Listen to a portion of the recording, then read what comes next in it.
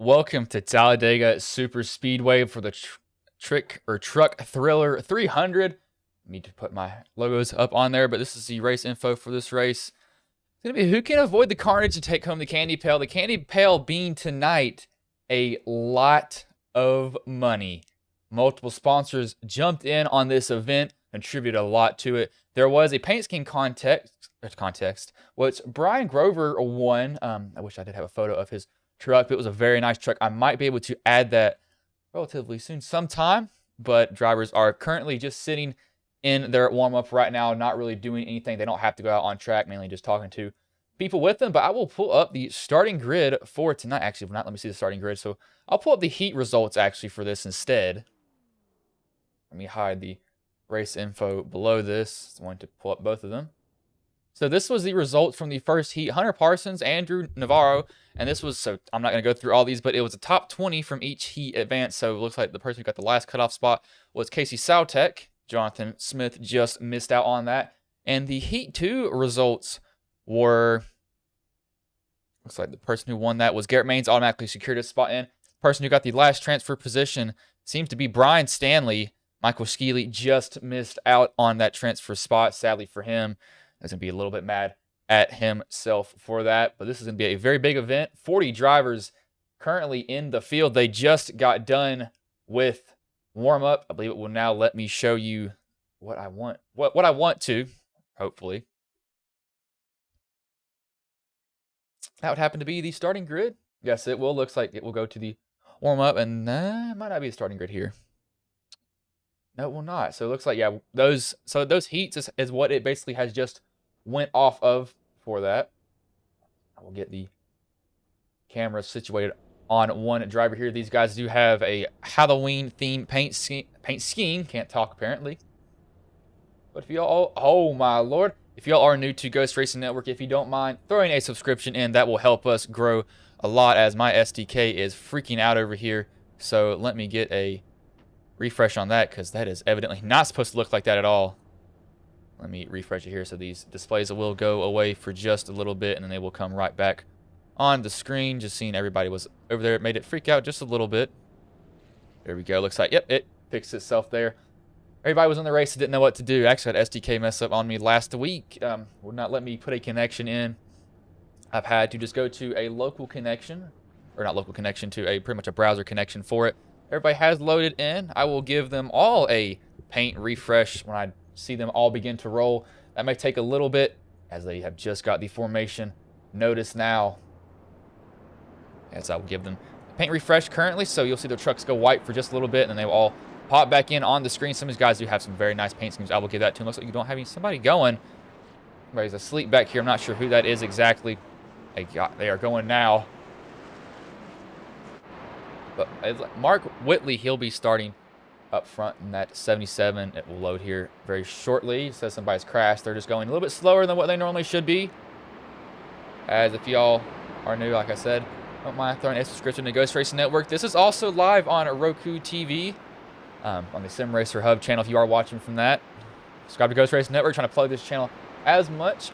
But the sponsors tonight are the American Championship Racing, Michael Skeely Paints, and Ron Morris paint schemes also.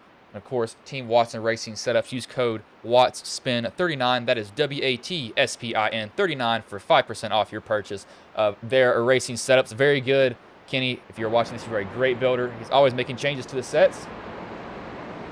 I will give a shout out to Nerd Tunes. Also, go check them out on YouTube. They are another broadcasting YouTube channel. My friend races in the league that they broadcast, so always fun to kind of hop in. Even though I don't really watch streams most of the time, it's definitely fun to see that. For some reason, it says those guys are off the pace, but they are evidently not. It's like these guys did grid, however. Very odd. So let me see this right here very quickly.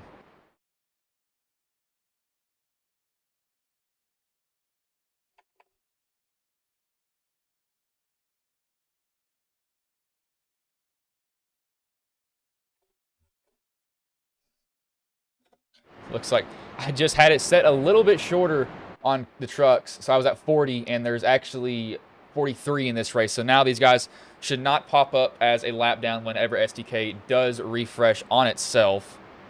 which that should be relatively soon. But they're going to enter the Geico restart zone. Really, Geico start zone for this race, and it's so far back. It's going to take them a while to get there. Talladega has one of the longest restart zones forever. I feel like you have to go there. They're going to enter it very soon here, though. Green flag is in the air, and we are underway here at Talladega Super Speedway. The Trick or Truck Thriller 300 from HSR. We got somebody through the grass already.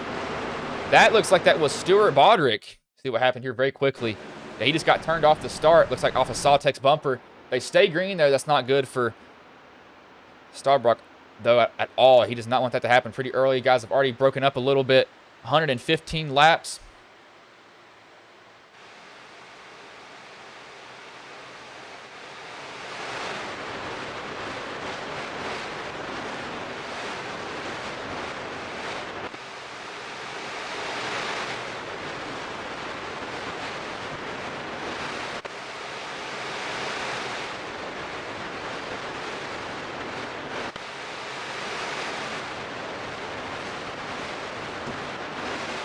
We've got some drivers already jumping to the pits. Looks like Brock Higgins has already gone into the pits. He must have crashed again.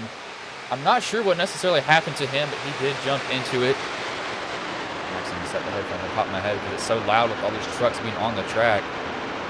Hopefully that will not be blowing my eardrums out. Just showing Sawtex. These two guys in the back are not a lap down, though, I believe. Actually, might be. They might have not gridded. Might have been a choice from them. Not sure how their fuel layout is this race, but that 99 is getting shoved from Andrew Navarro and get him up front. A 99 cuts down right in front of Garrett Maines. Taking it a little bit close, that's for sure.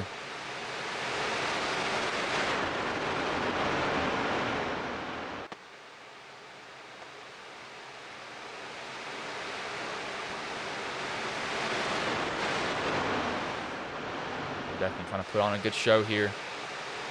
Some guys are going to stay in the back, some guys are going to stay in the front. It's kind of a strategy. Where do you want to be most of the race?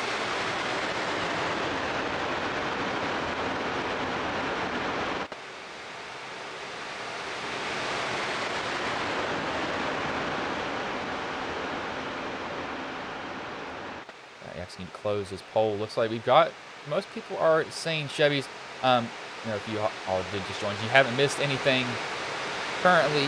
That's right now they haven't absolutely just trashed each other. Hopefully they won't, though. It's a very long race. They do have one fast repair. You do want to save that for as long as you can. You really don't want to use that early in the race, or really at all in general. That's something that you want to keep in your back pocket at all times. You normally want to fix as much optional damage as you could. And it does happen.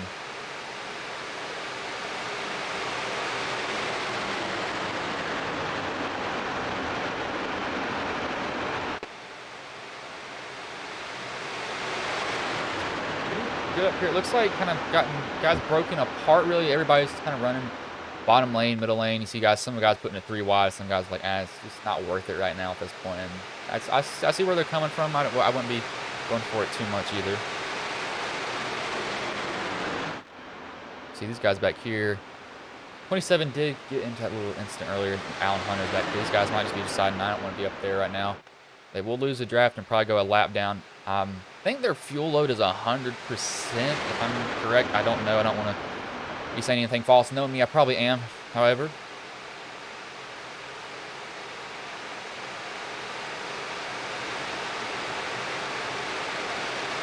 I'll actually pull up the screen on my tablet so I can see what you all are saying. So I can keep the lookout for if you guys want a certain driver to be looked at paint scheme-wise. The 2 goes down. Looks like the 2 and the 88, they were definitely teammates running pretty much identical paint schemes in the race. I'm not sure Discord has not been said. Anything? This still has not. Okay, I gotta check a lot of stuff all at once. It looks like somebody told me 70% fuel, so they could go pretty far on this. I don't really know how long they will go. It could be far, it could be short. Everybody's pretty much running 2 lanes at this point currently. They're deciding now it's just too early in the race.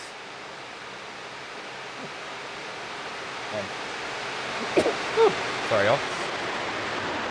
Sneeze everywhere on myself. Switch to my YouTube channel. I gotta switch a lot of stuff over. I haven't used this tablet, and I can't tell y'all how long it's sitting on the table. 94. Is that 94? Yes, it's not 90. Oh, that's a 2. Get that 94. 2. Middle lanes at these tracks are definitely a strong suit for some vehicles, and it's kind of odd. You really wouldn't think that it would be, but it truly has kind of become that. You run that middle lane, and you can run it very well, and you will go somewhere for sure. This is probably one of the biggest races I've had in a while. This is okay. Viewer-wise, this is very good. I'll give you all that.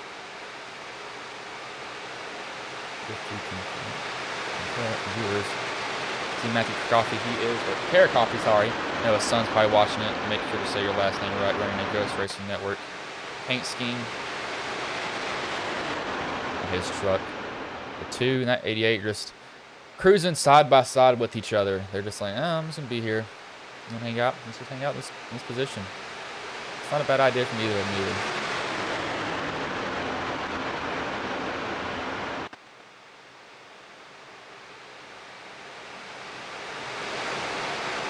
Tell y'all what, this many cars, this many vehicles on the track, this computer is definitely taking it. You all don't see it, but I do.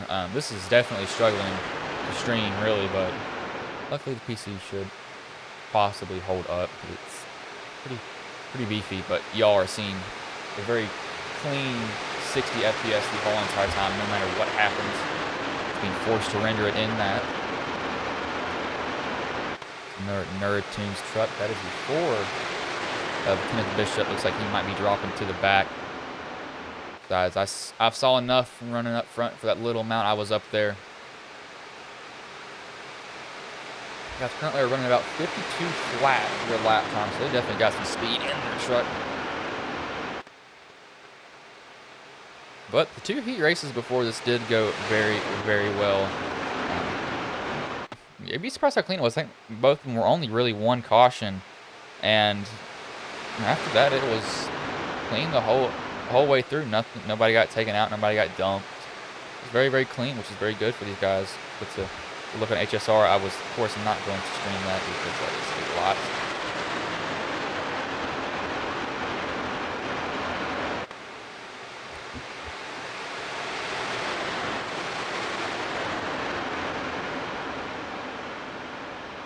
Like the 5, I believe that's Robert Lawrence in this race. Yes, that is. He races in the Ghost Cup Series also.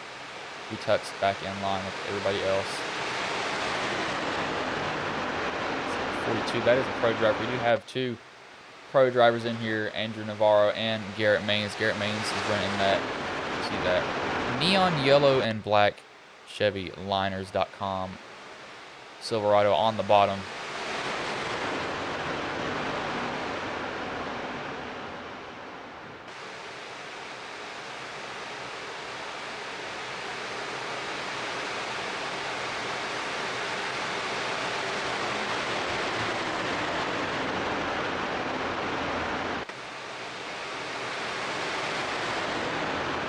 A lot of drive. Oh, we got the 9. Looks like he doesn't like what he sees up there. He's jumped way out of line. He's like, I've seen it.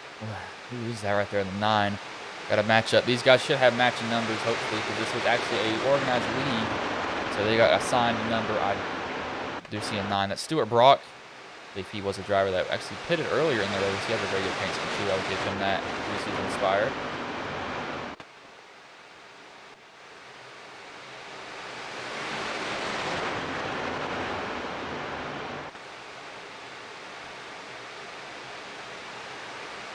Robert Lawrence, he's continuing to drop. And I expect these guys to run like this, 2 lanes pretty much the whole entire night. I don't see them ducking out, jumping out, doing anything else. If they do, it's going to go to the back. I don't see them putting it 3 wide until maybe lap 90 is when I see these guys making some crazy moves. Now, when they go to pit, yeah, they're probably going to start moving around a lot more than what they should, but that's a choice that they're going to make. Luckily, I don't have to make that choice as a driver. Kind of up to them, really.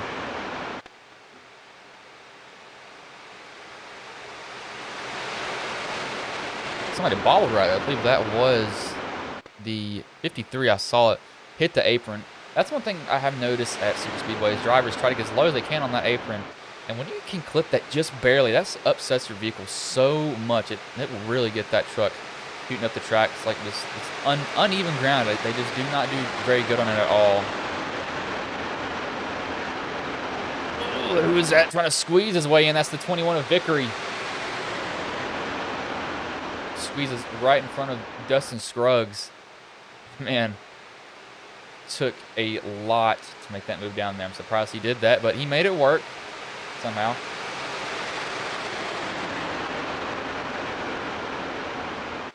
Need to pull up chat. I didn't want to pull up the chat on this. Oh, nope, I don't want to cast it to the TV downstairs. Cast it. Nope, that's still not what I need.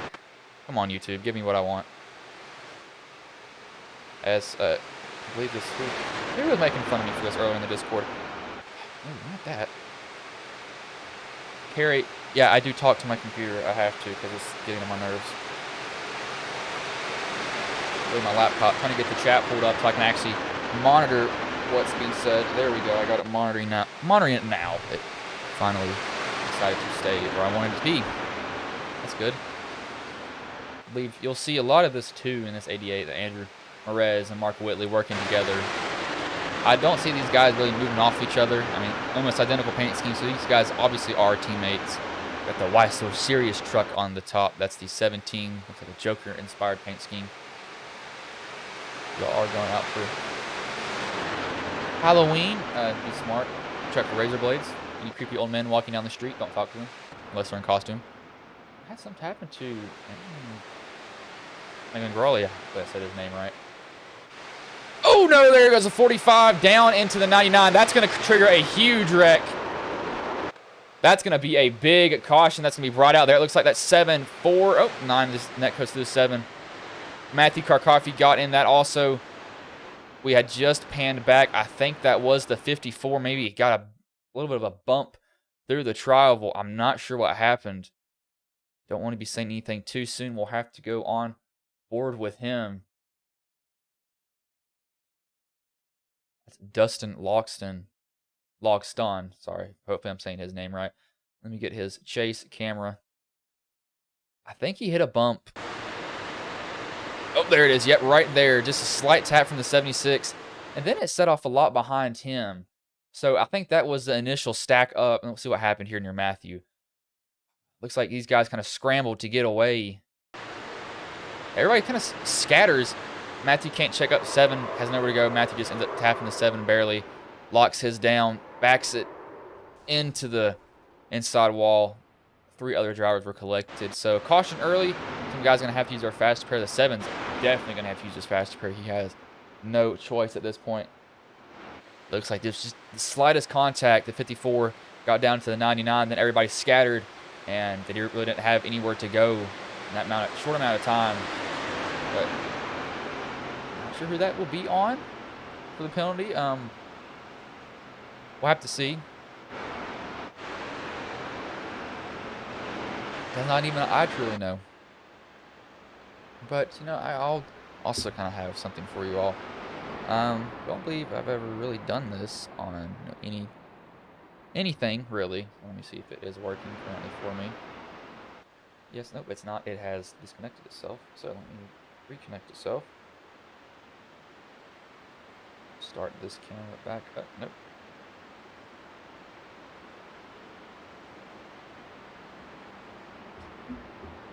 Not do this, but I will wait until these guys go and get their pits done to the 88. He's going to come in. A lot of these guys, yeah, everybody's going to come in. Floodgates are open now on pit road just to stay on cycle, fixing optional damage that they have. Eddie, if we're seeing penalties, I don't know who that's really on at that point. That's kind of iffy. You could say Alex Hill, but I don't see Alex do anything wrong. I think that's really just a stack up overall. You got some guys just kind of struggling to get into their pits here. That's for sure. But Andrew, he stays on the lead lap, so he doesn't come down pit road. He did pit on lap 12, so he got kind of lucky with his caution. But I will do something that I don't normally do here. Hold on. Have to make sure of some certain things. Yeah, but everybody is clean in and clean off of pit road. You will see some guys staying in here a little bit longer. I would not be surprised if we had people come back down and top off for fuel. I believe Matthew Karakoffey, sorry. He did use his fast repair. Not showing up on the track, but I know he is here somewhere. He should be. I'm not seeing him on the list. Oh, I was looking right at him. Good job, me. Not very smart sometimes. Not very smart. But I will do this. This will take it. The 7, before I actually go to this, the 7 is Austin Green. So that's who that was that got spun. But hi. I'm the person that talks into the mic all the time. Yes, this is what I look like. I'm a very young kid. When I say kid, as in being 19 years old. But this is the person that broadcasts all your races. I'm the one that does a lot of the Ghost Race. I am the one that does the Ghost Racing Network stuff. This is the one that you hear talking on the mic all the time. I'll give you all some race audio. But yeah, this is me. So if y'all never saw what I look like, never saw my face, hi, I'm Bryce. I'm the one that talks behind the microphone. So just thought y'all should know what I look like. I am a college student. Track athlete also. So life's always busy, but I always try to bring you all some good stuff. And if y'all are here, this channel has been made because of every single one. I'm having to look over here so I can see them pointing at it right. You all have made the channel what it is. We have grown because of you, and you've evidently liked my streams enough to say, oh, I want to actually subscribe to this man. But thank you all for that. I just thought I'd make an appearance on screen. I have a feeling somebody's going to clip this and put it in. Andrew, if you do that, I'm going to be mad. But I'll try to bring you some stuff. I try to act more as a person than a broadcaster. I can get serious if I need to, but I definitely do try to have fun when I'm broadcasting. But I will maybe make another appearance at the end of this race. Who knows?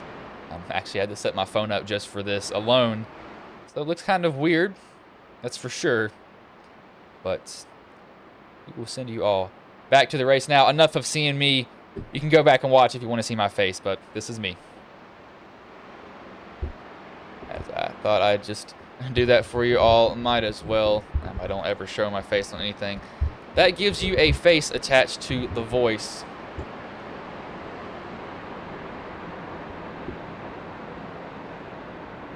As if somebody would put that face on a truck, that would be weird. I don't think Trading Paints would allow that.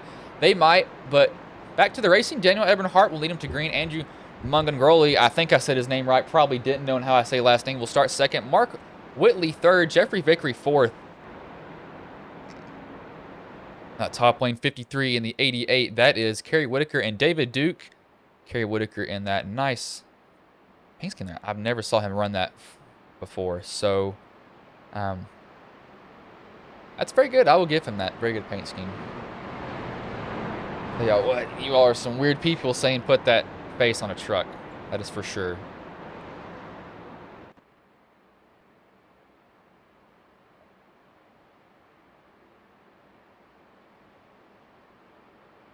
But Pace Truck will pull off here, and we will be going back green.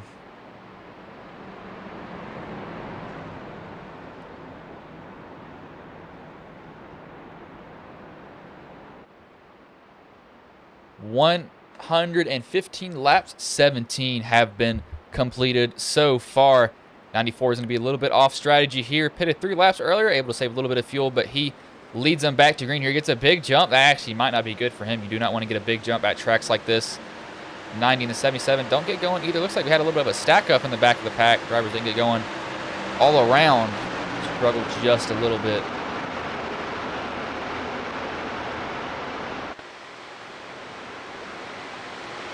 And drivers did have to use their fast repair, and you know, you do not want to. Looks like Matthew Karakoffey fixed his optional damage that he had. It looks like he probably did fix all of it. So he'll struggle a little bit. I think if he can stay in the draft pretty good, he should be fine. But the 21 to 78, going to try to go to the front. That is David Duke and Jeffrey Vickery. Duke's going to shove Vickery to the front. It's going to be 2-on-2 battle before these bottom and the middle lane will catch up to them very soon. See Kevin Winker Very good design from Sonic Racing Chassis, I may say that. So I did have him making one of the paint schemes, and when I saw that in there, I was like, dang. You also do have Iron Horse liveries here. Choose that truck. That is PJ, if he did make it in here. Yes, he did. You can see in that paint scheme that he has right there currently. Maybe get a little bit of a better view. Get a little bit of a better view right there. Somewhat, as he's moving around a lot. I'm trying to get a good view of his truck. I don't want a view of that. I don't want a view of it in the wall. I'd rather it be kept straight, man. So hold the wheel straight, please. Don't wreck everybody behind you. So we have pretty two defined groups, however. Somewhat defined groups. These guys will catch up once they get lined up with each other, as they've all caught the draft. So I say two groups-ish more than anything. It's not really two groups. It very well could be, though. But I think these guys are, well, it's pretty content. You do have the two Nerds Tunes truck, the 88 and the 60. These guys will be working with each other for a long time. I don't know if they can get near their teammate, as Maines hops up right in front of Alan Hunter. I swear, I'm gonna see so many comments saying, "Oh my God, Bryce showed his face on YouTube. Oh my God, oh my God." I know Andrew's gonna say some really weird stuff about it. That's how he is. 77 of Mark Whitley's getting a good shove. Anthony Hanley.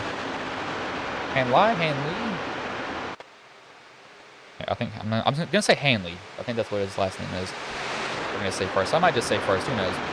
Toss it up in there, see what happens. Yeah, these guys are pretty much just running 2x2 by 2x2 by 2x2 for about 14 lanes back. That's a lot of 2x2 wide. Good Lord, these guys are just pretty organized. So the way they're running right now, I think it's gonna be pretty calm. I don't really see these guys taking each other out at all.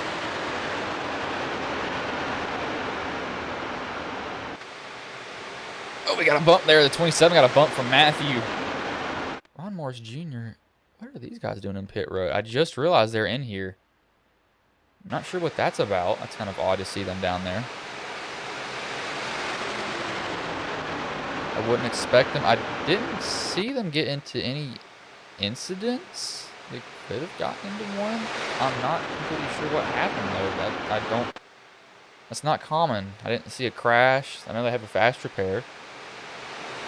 They have something else going on outside of iRacing that's causing them to have to kind of go back for that.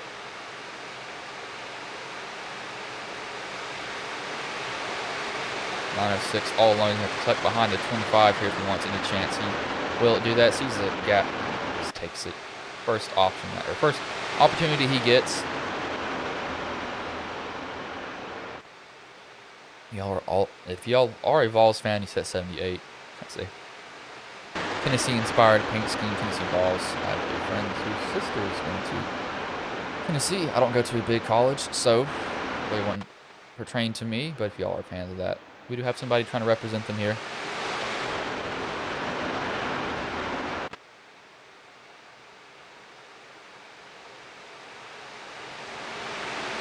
Some lane switching every now and then. These guys are really waiting until they get a pretty decent sized gap to even make a move if they do. So they're not forcing their way down on people, which is one good thing. I think they're, especially in this early, you're going to see a lot of give and take. These guys are going to be giving a lot. They're not going to be taking a lot. If somebody wants in, they'll probably let them in. Yeah, wouldn't be a bad option for them. That 94 is all alone on that top lane, trying to get some help. The 99 will go with him. That is Rhett Tucker. He's actually won at 99 this race. As they're going to try to form a third lane. Nope, they thought about it. But Robert Lawrence got blocked in. The 2 kind of came back down. Also, I didn't expect him to do that move, but he made it. And if somebody's going to be a little bit unhappy, he'll keep that in the memory bank for later in the race if he needs to go and take anybody out. Hopefully he won't do that, though. As the 78 is down pit road also.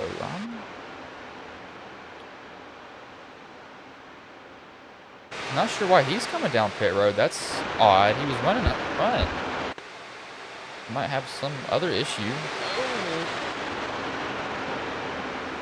His 77's in a weird spot. This is where you really don't want to be.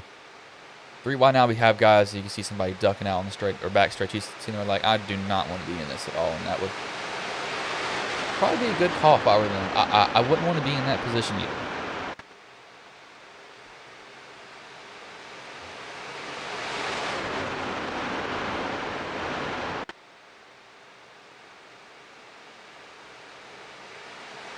As it looks like Vickers tried to throw a little bit of a block there to keep these guys behind him. He's going to have Lawrence coming to help him now. 994 will also be there. But these guys don't have the numbers, so I do expect that. Oh, no, Winker and the 77 go down, so they gain people on that middle lane. Top lane only has 4 with them, so kind of iffy with how these guys are deciding to split each other.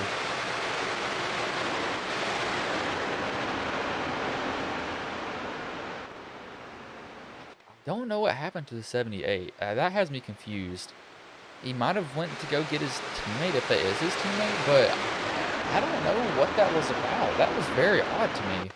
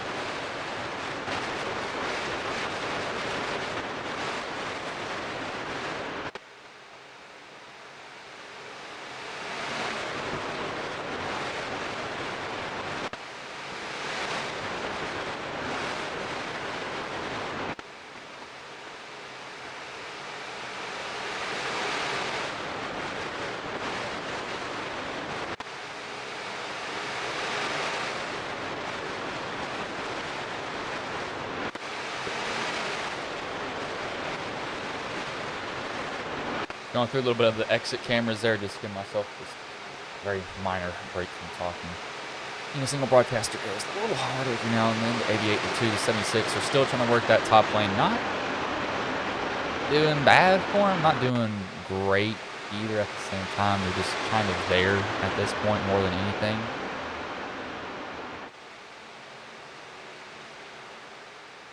I don't see a little bit more movement in the back of the pack, it seems. Looks like the 0 of Hunter Parsons has some damage. SDK is definitely getting the workout with all these movements happening on the track. I knew this was going to happen. These 3 teammates have gotten together. Dustin, Jeremy, and Brian. Nerd Tunes guys. Have all found each other.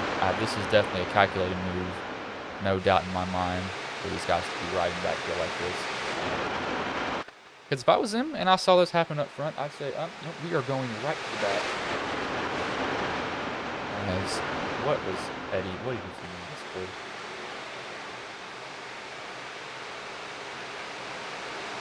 Oh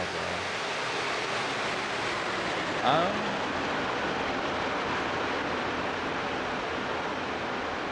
Maybe if you are in here, just hop in a room and I will drag you in here. You gotta tell me which room you are in though, because I don't have time to go looking for all these rooms.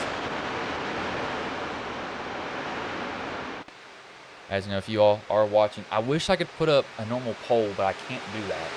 I want to put up one where I can ask you to win the race. No, who do you all think is going to win the race? Just type it in the chat. I'm going to see what you all have for that, because I don't know myself. I don't have any favorites in this race. I mean, of course, I'm going to be pulling for the Ghost racing up the truck, but not really. I mean, I kind of just want to see everybody be clean. Clean with the races as a 99. Oh, that was close. Alan Hunter was very close to coming down. He's bumping the 44, almost turning him. Really picking up those rear wheels. I thought that was going to be a huge wreck up in the front.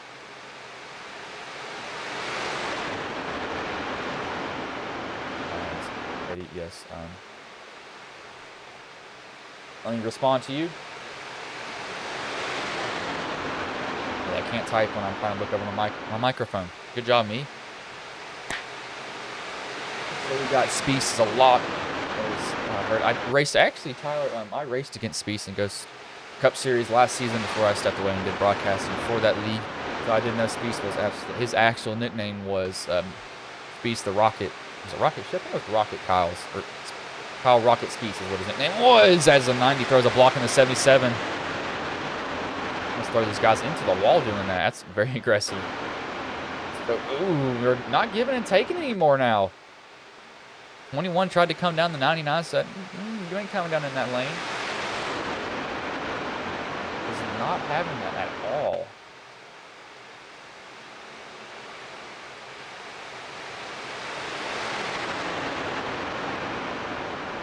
Somebody ducked down. No, I was just seeing stuff. I thought somebody ducked. No, we did have some guys come down pit road. I was not seeing stuff. So that's the 37, the 199, which is the 99 this race. Hunter Parsons and Dustin Scruggs are all down pit road. A little bit early, I'd say. Now, if their fuel is different, I can maybe see them coming in. I'm not sure how long they can go on this tank of fuel, though. I know it's going to be a little bit different because it's a lot more, and we got guys moving around. As soon as I went back up front, these guys were trying to jockey for position, it seems.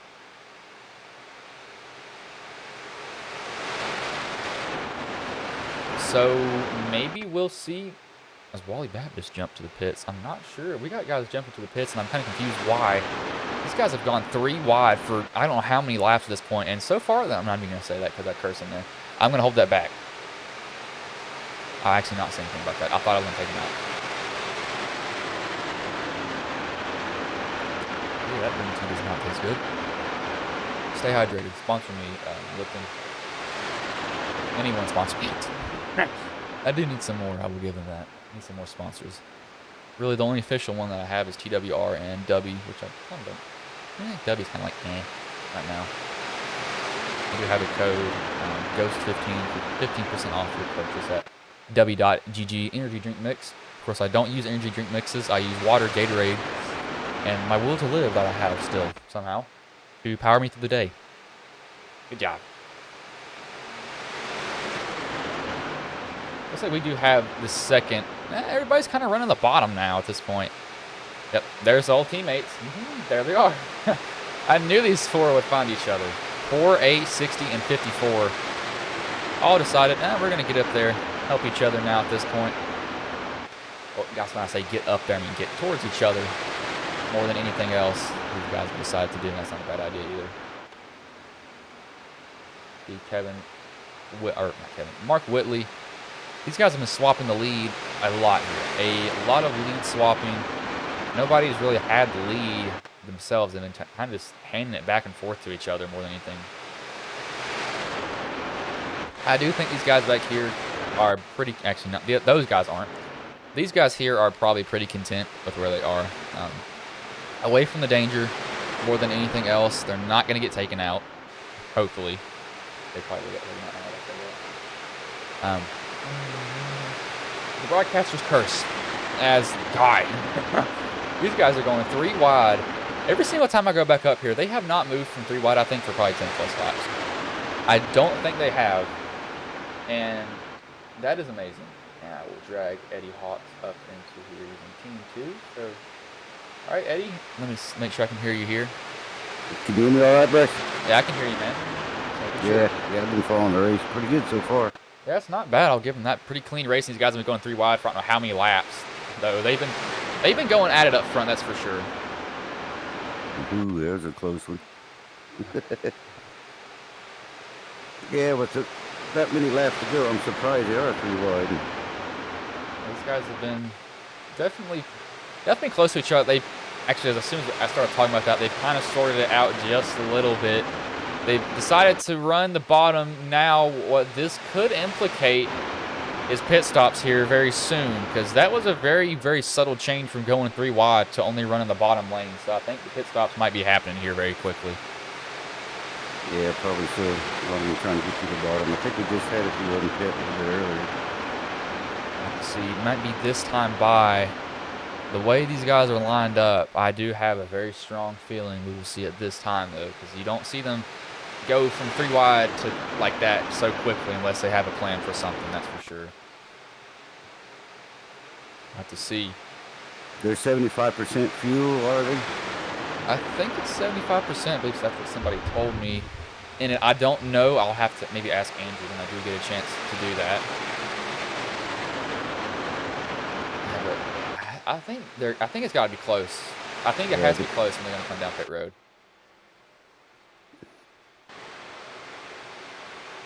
Yeah, they're probably about 25 laps on the tank of fuel if it's around 75, I think.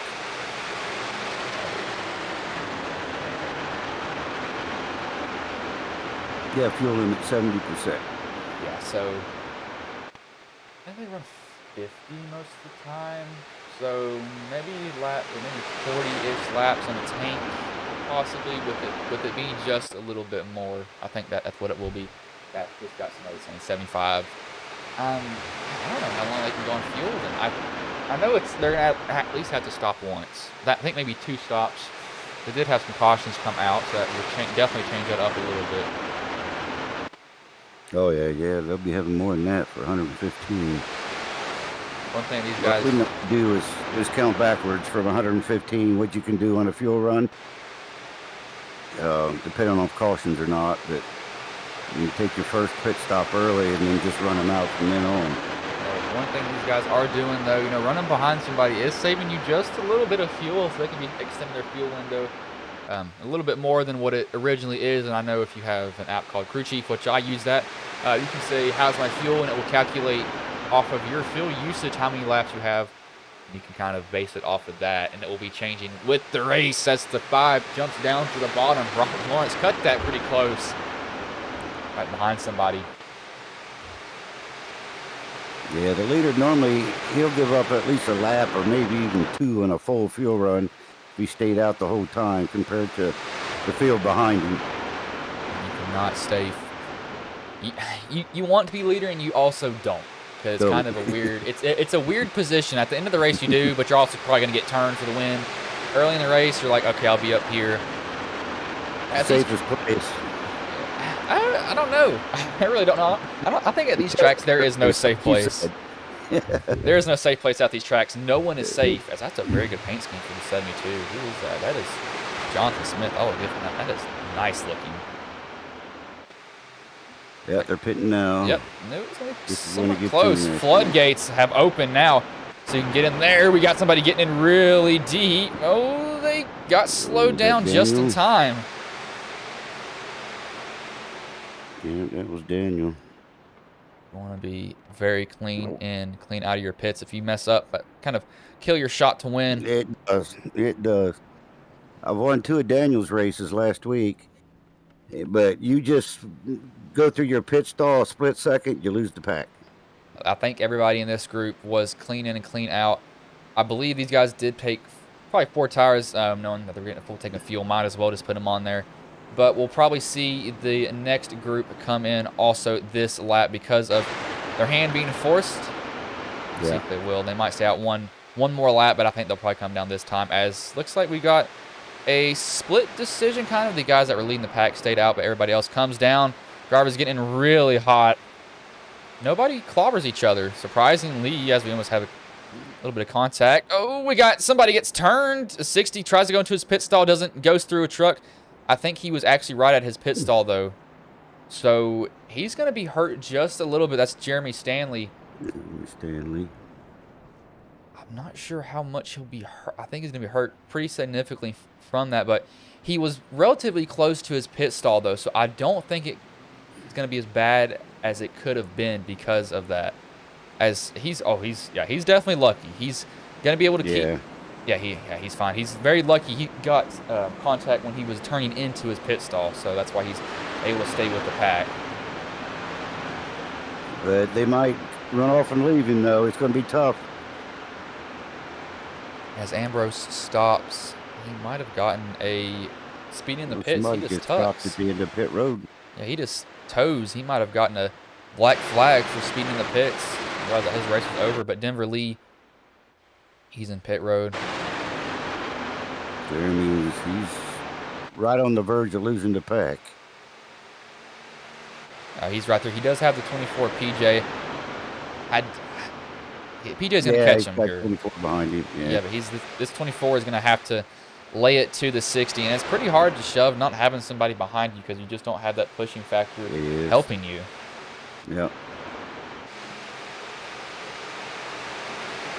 These guys that pitted about 8 to 10 laps earlier didn't benefit from that at all, really. They just are actually getting blown by from these guys that just came down pit road pretty much.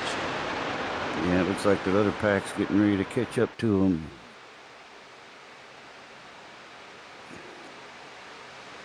Got this group here that did lap 38, 39-ish, have kind of caught each other. They would probably want to sort this out faster, just get in a straight line and start really laying the bumper.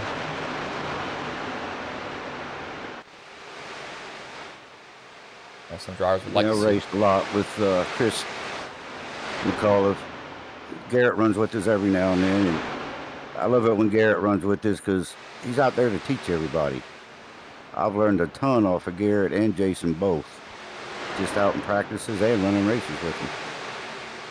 They're really good people. Ryan Stanley's back in. Maybe an unsafe pit entrance.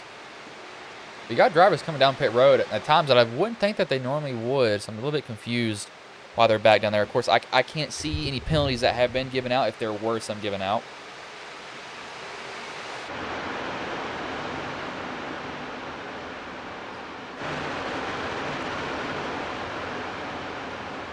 No, I see Autumn. She made the race. That's good. She won a race earlier tonight.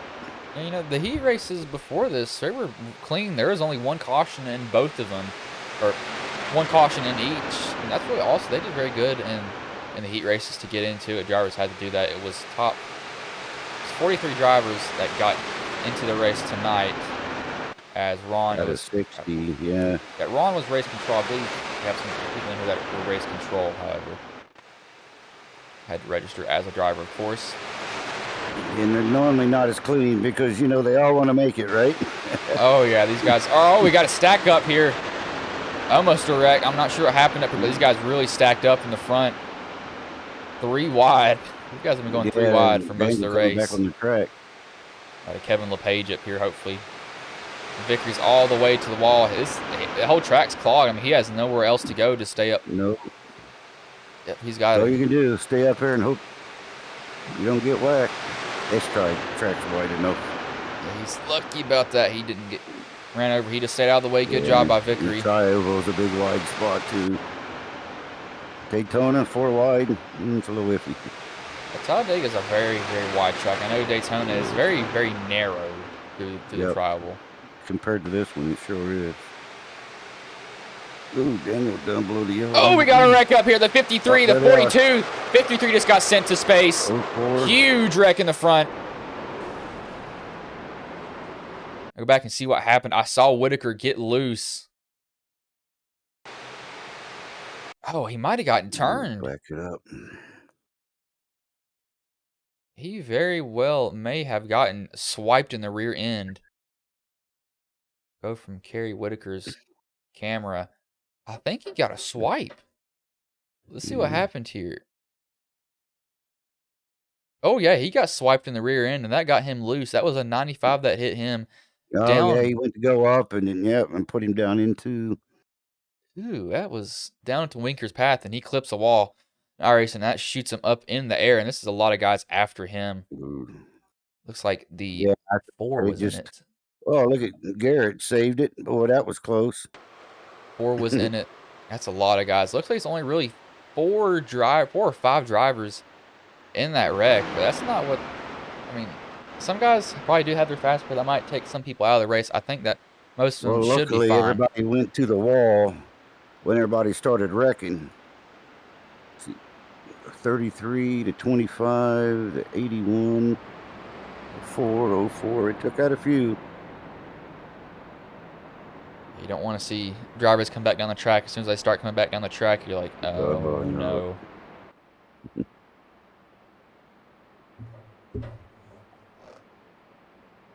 Might try to bring in a driver for an interview. I'll bring in actually one of the Nerd Tunes guys here.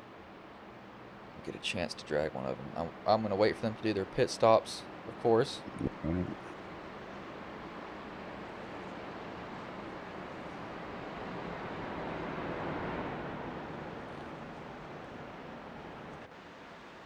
Yeah, everybody's going to come down. I don't see anyone staying out.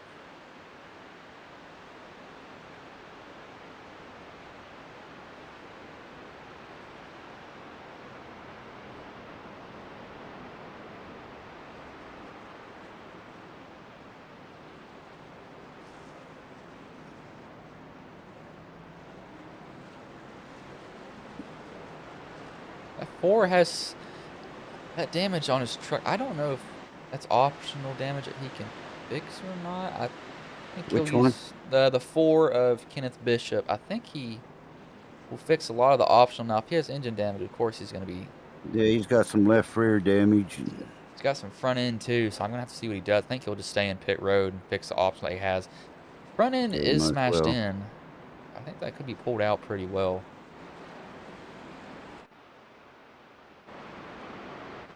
Where is one of the Nerd Tunes guys? I want to bring one of them in. Yeah, That's he's for sure. got a lot of front end damage and the left side damage too.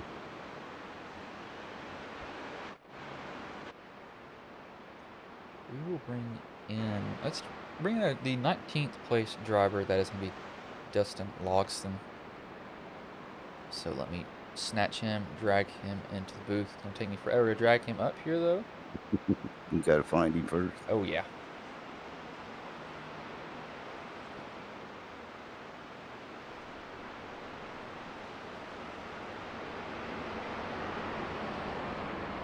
Hey, Dustin, this is Bryson Eddy in the booth. You got a copy, man?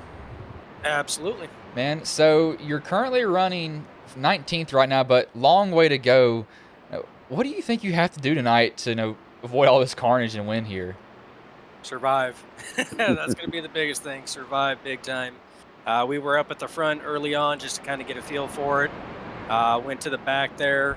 Had a real pucker moment there on that accordion effect. I got tagged in the back end there. Kind of got me a little squirrely and into I think the 50 truck on the inside. I apologize to him, and it was just a massacre behind us after that.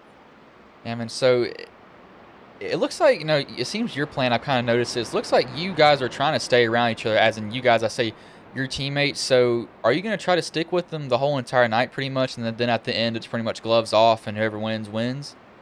Absolutely. Got to have friends when it comes to Daytona and Talladega. So we've got 5 out there, including myself in the field. So should be a pretty decent one as long as we can survive it. Oh, yeah. Well, the end of your sentence is what you got to do is survive. That's all these tracks are. It's a big endurance race. You don't want to get taken out, man, but I'm going to bring you in for a quick interview. Hopefully, I will see you or one of your teammates in victory lane here tonight, man.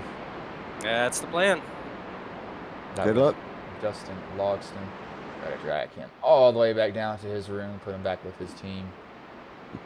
This is a very big event, Jesus. There we go. Now he's back with him like he needed to be. But change up front. Aaron Mraz will lead him to green. The 31 of Garrett Maines on the bottom. 77-42. The 77 is Mark Whitley, Andrew Navarro, and the 42 that you see there.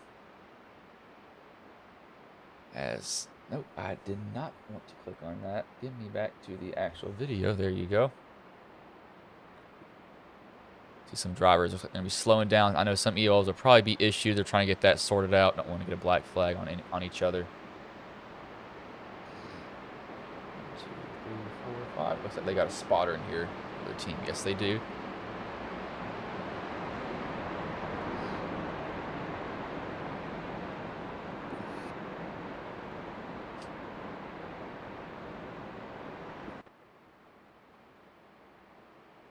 So lap 47, these guys, when they get to lap 57 and a half, that will be halfway. So about 10-ish laps away from that. Not bad so far. Only 2 cautions.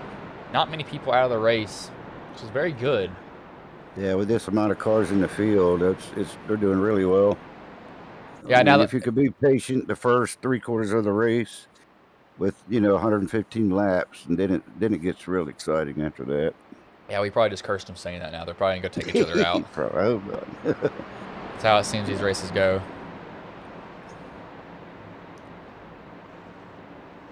$31 in the 5, or 2, not 5 the 2. Lead them back to green here. They'll probably go 2 wide, maybe 3 wide like they were doing earlier. We'll just have to see. Lap 48. We'll be back underway here very shortly. Green flag's back in the air, and we are back racing at Talladega.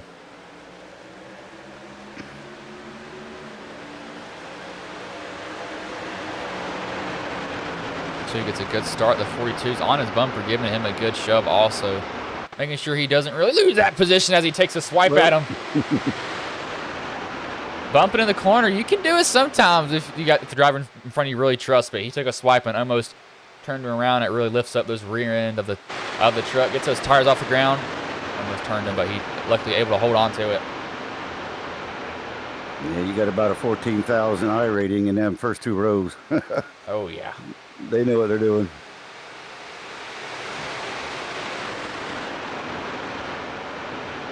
Dustin Logston just talked to him. Already up 8 positions, currently in 11th in that high line. Will probably want to get close to his teammates when possible. Yeah, you can't go nowhere without teammates in these races here. Nah, you really can't. It's a difficult thing if you don't have anybody to work with. Now, no, it's kind of like, I think some drivers, if they kind of approach this, like if it was like an A Open, you know, you can earn a name for yourself throughout the race if you're a good pusher. That's one thing that I was very good at with these. I don't really run super speedways, but people would always say, yes, you can trust whatever my car number is to push. So you can build a little bit of a kind of reputation in that race solely, knowing that you can push guys. So that could be something that forms here. Somebody's been a really good pusher. You know, they might trust them and kind of form a bond, I'd say, maybe teammate trust between each other. Trust. Just a little bit, and then that will go out the window if you turn them on accident.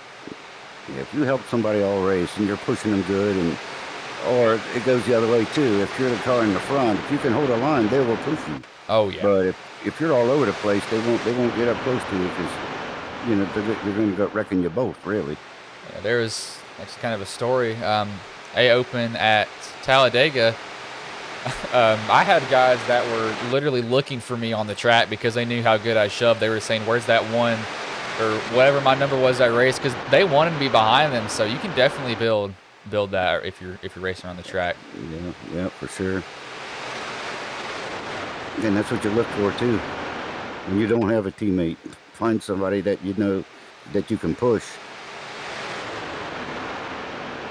If you all are still watching, you know, the race has gone a little bit longer, but you know, knowing that we're at lap 50 and 115, if you are in the chat, have you changed your decision on who's going to win, or is it still pretty much the same? And if it's a new one, who do you have winning this race here?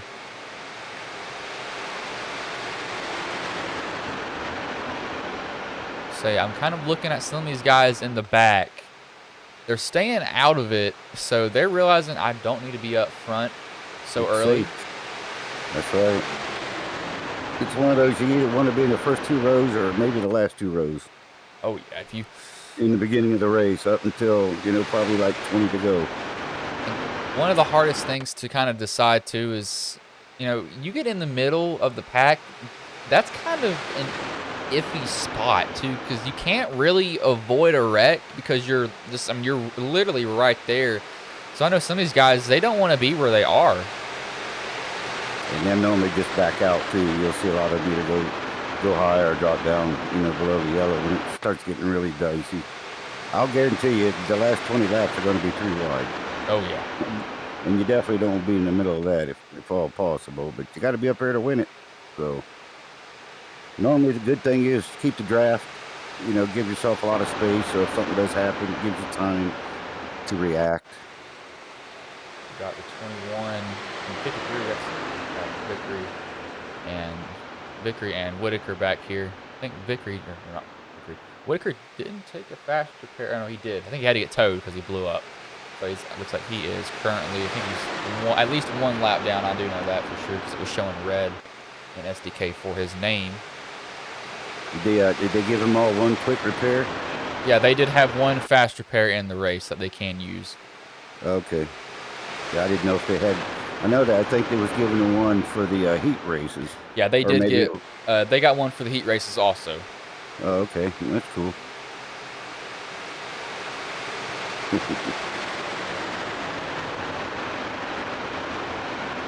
But, you know, in all reality, you don't have to bump them. You can push them just as fast by staying close. You don't have to hit them. Yeah, there's, if y'all don't know, there's really an arrow thing with these. It's kind of like, if I can describe it, it's kind of like if you put like a beach ball behind somebody and you push them, but you don't necessarily touch them, it'll kind of shoot them forward. That's what these guys can do with air. There's a bubble of air. If you just kind of squeeze that, it'll push that truck out in front of you. You don't necessarily have to make contact with them. You know, and in a good setup, you almost can't reach that truck because you're pushing him. So every time you're getting close, he's moving up. There's You got somebody good could just stick right on your bumper. It's just as good as trying to actually push him. You know what I mean? I know some setups are made for pushing, some setups are made for leading. The setup that I had at Dega in the next gens was definitely a pushing setup. Couldn't lead worth anything. But I know some drivers are more comfortable being a pusher. Me personally, I'm more comfortable pushing somebody because I can lay into them and I can keep a very steady wheel. But some guys like to lead. That's not me, though. That's me personally, at least. Just had somebody say, I like either one. I've done so many of these races that it's almost like I mean, when you go in a corner, you don't even have, you just turn and just hold the wheel at the same spot. It'll literally go around the corner nice and smooth. You see some people like gripping the wheel trying to stay on the line. It's just a matter of setting up your rig right, get your steering ratio, and get all that thing set up, and just muscle memory after that. Yeah, you brought up exactly what I was gonna say, is steering ratio. Drivers don't realize how much that can affect a truck. For example, I know that next gens, people will always complain, the steering is very snappy on super speedways, and I know what they mean by that. It definitely is really sensitive, but the more you turn your steering ratio up, well, what that does in this, so let's say you have like a 8-to-1, 10-to-1, 12-to-1, 14-to-1, 16-to-1. 16-to-1 is less responsive. You have to put more wheel into it to get it to turn, but at super speedways, you want that because it won't, like any minor corrections you make, that wheel will not react as aggressive as it would if it was a 16-to-1. That's what drivers can adjust, and that will help you hold a steady wheel on this track, putting it to 16-to-1. That's what I run. I run 16-to-1, and I run a direct drive wheel, so they're a little better than the belt driven and gear driven. And I got a really tight wheel, so if I'm barely making little corrections, my truck isn't really going in, turning, wheeling. And you could maintain a straight line, and it's just super smooth. I need to get a new wheel. I still have a Logitech one. Haven't really had time or money to do that. Actually, getting my car tuned, so I can't spend money on anything else soon. Got to buy parts and got to drive all the way down to Knoxville, 4 hours away on December 1st. That's gonna be fun for me. And believe it or not, I'm a paraplegic, and I race with my gas and my brake up on my steering wheel. I've saw people do that before. I make wheels for people that's in wheelchairs also, and I use 2 linear position sensors, and I make like a button box that goes behind my wheel. So I've got all my buttons and encoders, and I race with my thumbs. That's that's surprising. I've saw people who have, not necessarily in this game. I know there's a Twitch streamer that does it. He doesn't have hands at all. He actually can't use his hands. He's pretty much like hands are gone, feet are gone. He actually uses his mouth to play Call of Duty. Oh yeah, that man is good. I'm a member of the Paralyzed Veterans of America, and you might be talking about somebody that's in our chapter. He's a quadriplegic, and he plays all that Call of Duty, and there's something else. He's like world ranked or nationally ranked. I think he plays all with his mouth. It may be. I think the dude I saw was a little bit younger. It may be the guy I'm talking to, but I saw him play, and I was like, he's actually surprisingly good with what he has to work with. And I race in the league just for disabled people. It's cerebral palsy and all sorts. And you'd be surprised how some of these guys race on a controller, like a good one, but they are really good. Got some guys, they just adapt. Yep. Very well to certain things. Yep, we got a couple pitting here. With Tucker, the 00. 4 of them looks like come in. Yeah, these guys did this earlier too, so this is probably a strategy from them. Different strategy, yeah. Lap 59, so they are a little bit past halfway. I think they'll have to have at least one more stop. One more stop. Yeah, they're probably trying to make it on one more stop. Yeah, I don't. Ooh, yeah. Oh, we got almost turned to 17 or 77. Almost got turned from the 2. They scatter. Gosh, they about turned each other. Thought that was bad. They keep it straight though. Get back up. As I do want to look at the payouts. I want to make sure, because I know that This is pretty much gonna be like a full field payout, and I know that there's sponsors that have contributed a lot. I'll actually go over what these sponsors contributed to this race. Excuse me. So Ron Morris, Ron's Race Paints added $50. Michael Skeely Paints added $100 to the winner of the paint scheme contest, which that'd make that $150. And he added another from his company. American Championship Racing also sponsored the event. A lot of guys in here, and the fee to join the race, I don't think it was that much either. So they actually had people that wanted to keep joining, but there's just too many spots. Let's look at the payouts. Yeah. I was signed up for another race, and I didn't find out until too late that one was canceled, and everybody came, here already signed up over here. And by the time I found out it was too late, it was full. Yeah, so looking at based off of the payments or the entry fee, this is going by the flyer that you all see for the thumbnail. First is $753, second $377, third $189, fourth $113, fifth $76, sixth $35, and then sixth from 10th is $35. That's based off 60 entries. And I believe they got 60 entries too, so that should be that payout there exactly. And then of course the paint scheme will be. Yeah, I did the $1,000 race. Was a couple months back. HSR put on. Baker won that one too. And, don't believe that was a good race too. I don't believe I was broadcasting at that time. I've not been doing it. I've been doing it for about close to a year now, or half a year, I'd say. I think. Hopefully, I might be wrong. Probably am wrong. But they had like a special event. I mean, I don't know if you did that one or not, but I know it's $1,000 to win. It was HSR that did it. Yeah, I think it may have. I don't think I broadcast that. I think it was somebody else. Yeah.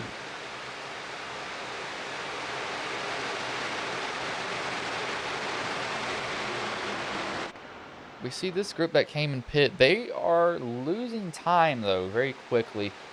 Oh, there's no way 4 of them can run as fast as these guys are running here. Oh, no way. Unless you got a nitro switch in your vehicle, you're not getting up there. No, it's just impossible. I mean, they could probably close to maintain, but they're not going to keep up. They're lead packs at 187 now. The 22, the 22 Matthew Karakoffey got an incident earlier. I think he did use his fast repair because there would be a little bit residual damage on his truck. He had to use that. He did get an incident. Not really his fault. Everybody was kind of scattered when the 54 came down, or really 54 got a bump in the tribal, and everybody kind of reacted from it. Yeah. I was getting confused. Alex Hill runs the races we run. And he's Norman number 7, and now Austin, which I race with tonight. He's a heck of a good pusher. And he's running almost the same paint scheme, same colors. So that's why I was asking earlier. I didn't know if it was Alex or Austin. No, the 7 in this race is Austin Green. Austin, yeah. He's running a... I'm not sure what that is. I think that's... I'm not sure what that's inspired by. I do know we have some... I know we have a Joker one in here. We got a Reese's. It's a white one, We do have some very nice paint schemes, that is for sure. I will give these guys that. I'm doing the Jerry Nadu race on Halloween, and they're giving out a prize for the best paint scheme as well. I'm still trying to come up with one. God, knowing me, I'll probably be working on the weekend during all the Halloween stuff. So I'll probably be the... Actually, no, I won't. I might be. I don't know. I have to see. Working on the weekends as a college student. It's always fun. All right.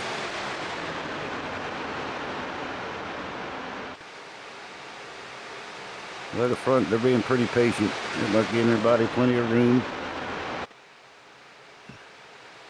Not drilling each other just yet.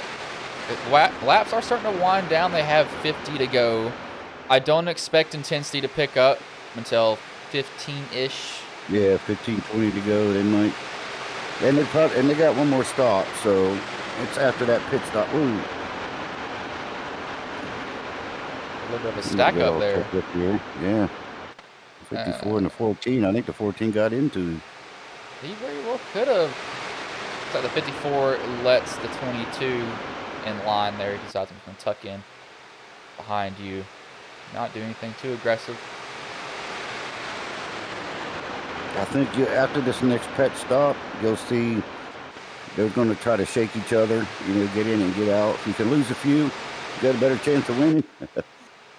And I think the race, it'll pick up then. The pace will pick up. Oh, yeah, that's for sure. But again, if you all are new to Ghost Racing Network, I know a lot of you haven't or are not subscribed. If you don't mind throwing in a subscription, that will help me grow a lot. Trying to grow the channel as much as I can, doing this pretty much as a hobby more than anything, but it's definitely grown a lot. But if you don't mind throwing in a subscription, that will definitely help us. We've already shot up 15 from what we were before. It's all thanks to you all. Yeah, heck, I enjoyed coming up here and helping talk with you. Yeah, I'm always welcome to let people in. I'll always need some help. That's for sure. I'm actually trying to get more broadcasters to branch out and do their own stuff, but I need to put out an ad for that really soon. Haven't done it quite yet though. Working the cameras and trying to talk. I mean, there's a lot involved with one person. Oh yeah, I've got that. Actually, talking about that, I've got triple monitors set up. My middle monitor has the race. My right monitor has OBS open, and the left monitor has SDK on it. Oh, okay. And I've got a tablet that has the race pulled up just so I can monitor the chat, monitor the quality of it. It's definitely a lot that goes on behind the scenes that people don't see. Exactly.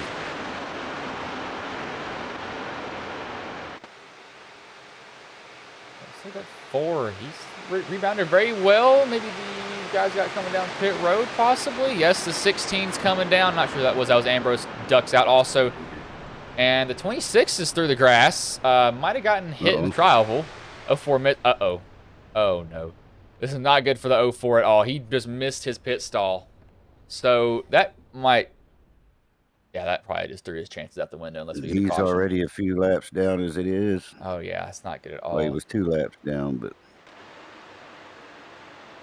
He'll definitely go down more because of that. He's still sitting there. He took 4 tires. His truck looks clean, though. I don't see anything happen. As we just had the fastest lap of the race, and floodgates are open. Here they all come. But that's... Oh, we got somebody smoking the tires. That's going to bring... Oh, who was on pit road? To the grass. We got a lot of guys to the grass. A lot of guys noted. Who got in their pit stall, though? Uh-oh. Now, if these guys on pit road, if it's closed, they're going to get a black flag. Nope, it's still green. Pit road's still open. Oh, good. Let's see what happened with the wreck, though. And it says Andrew Merez crashed, apparently. Something happened. Oh, I think I know what happened here. Looking at the way that this happened, I think his brake bias was just way too aggressive. The way that his truck did that, unless he downshifted, we're going to have to go and see. Yeah, I'm going to take a peek here. That was it the 22 or? It looks like it was a 2. That may have been a downshift. Didn't get a lot of drivers though, luckily, but I think he either went to downshift going. Oh, I see. Yeah, he went to the left. I mean. Yeah, I think that's either a brake or a downshift that he pulled there that went wrong. Yeah, he had too much rear brake in it. His rear brakes are locked up. That's what I'm thinking, because looking at his RPMs, it didn't give me an indication that he went from 2nd to 4th. I think that was just a brake bias thing that he did. Let me see if I get him.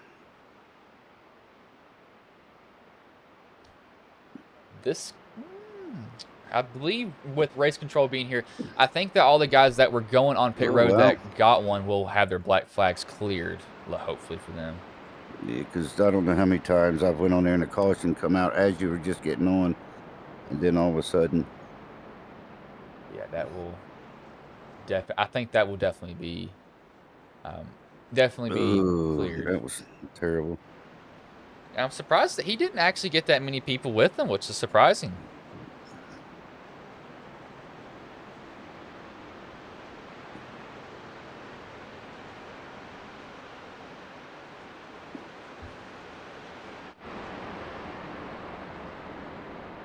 I need to text Hubka to share this.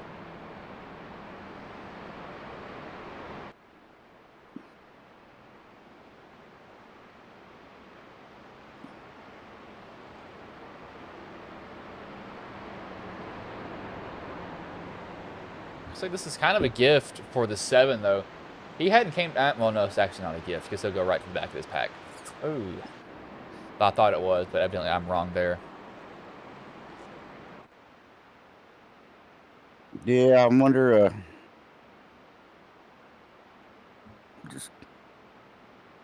Yeah, that's what he's talking about. Yeah, he'll have to come down pit road. He does have some front end damage though, so he'll definitely take all the optional that he can. It doesn't look like it's too bad. Well, main thing we'll have to watch out really for his engine damage. Now, one thing that I will say is a pet peeve about these trucks, and especially the Xfinities also, is, you know, any amount of damage, that's going to create a lot of drag. And that's one thing I didn't like. Now, the next gens, you can throw it inside of a wall, and it'll be fine. That's one thing I love about those. Those things can take a beating. These, not so much. And that's one thing. No, it's... And sometimes, too, I mean, you think you got a little fender damage, but you'll actually get engine damage and not know it. Yeah, I know. Until you get out on a restart, and then you just don't go anywhere. Yeah, I know that. Now, when they came out with the next gens, I actually ran a what was it called? One of the really big events that was actually on iRacing's YouTube. Look at the name of it. I can't remember what the name of it was, but main story was the next gens had like just came out. I hit the wall with the rear end of the car, and it tore off my front end. Didn't make any sense to me, and I had engine damage from that. That was very odd. I tell you, I really like running the ARCA cars and on the super speedways, and they got like real damage. I mean, your wheel will come off or whatever, but they're just as fast as the next gen, and they're super fun to drive. Oh yeah, that's where I learned to save tires a lot. It looks like Matthew got into that. He just sent me something on Discord. Oh yeah, wait, no, is his engine blown? Looks like it may be kaboom. Yep, that engine has expired. Oh no. That's not good for him. Unless he's got his quick repair, but by the time you tow, you're going to lose a lap or two.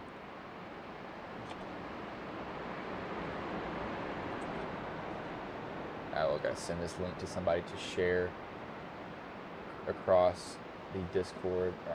A lot are on the Facebook mainly.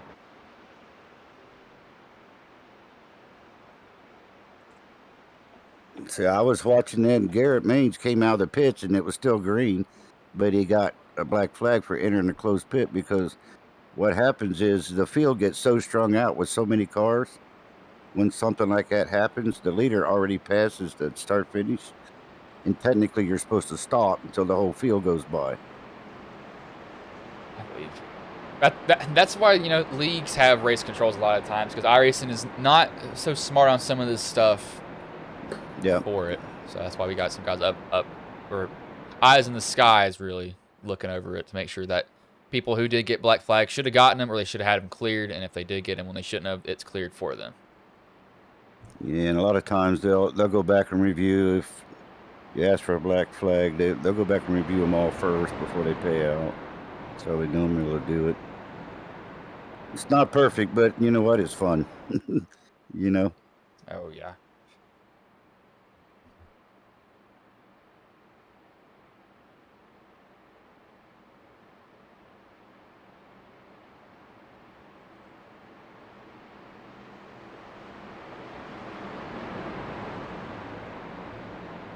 Nope, we're getting ready to come to the green.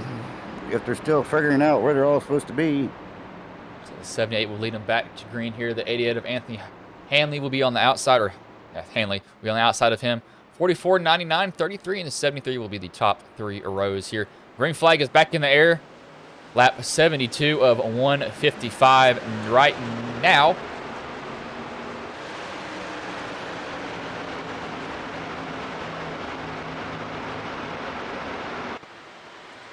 And they're all jumping single file pretty quick.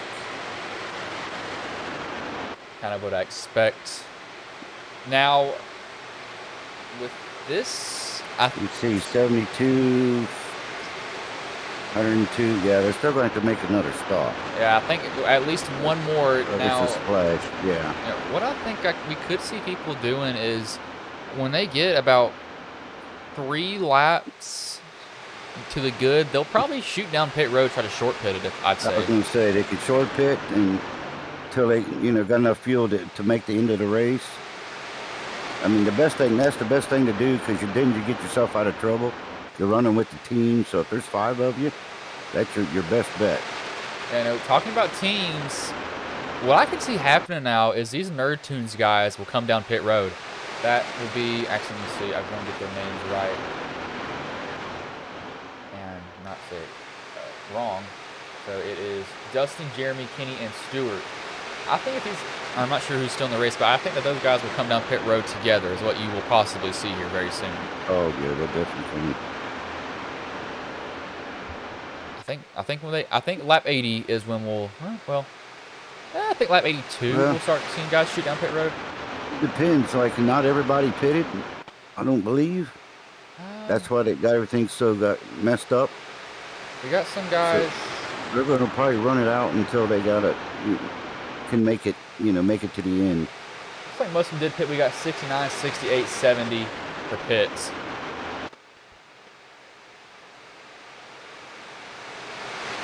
Back to see where Garrett's at.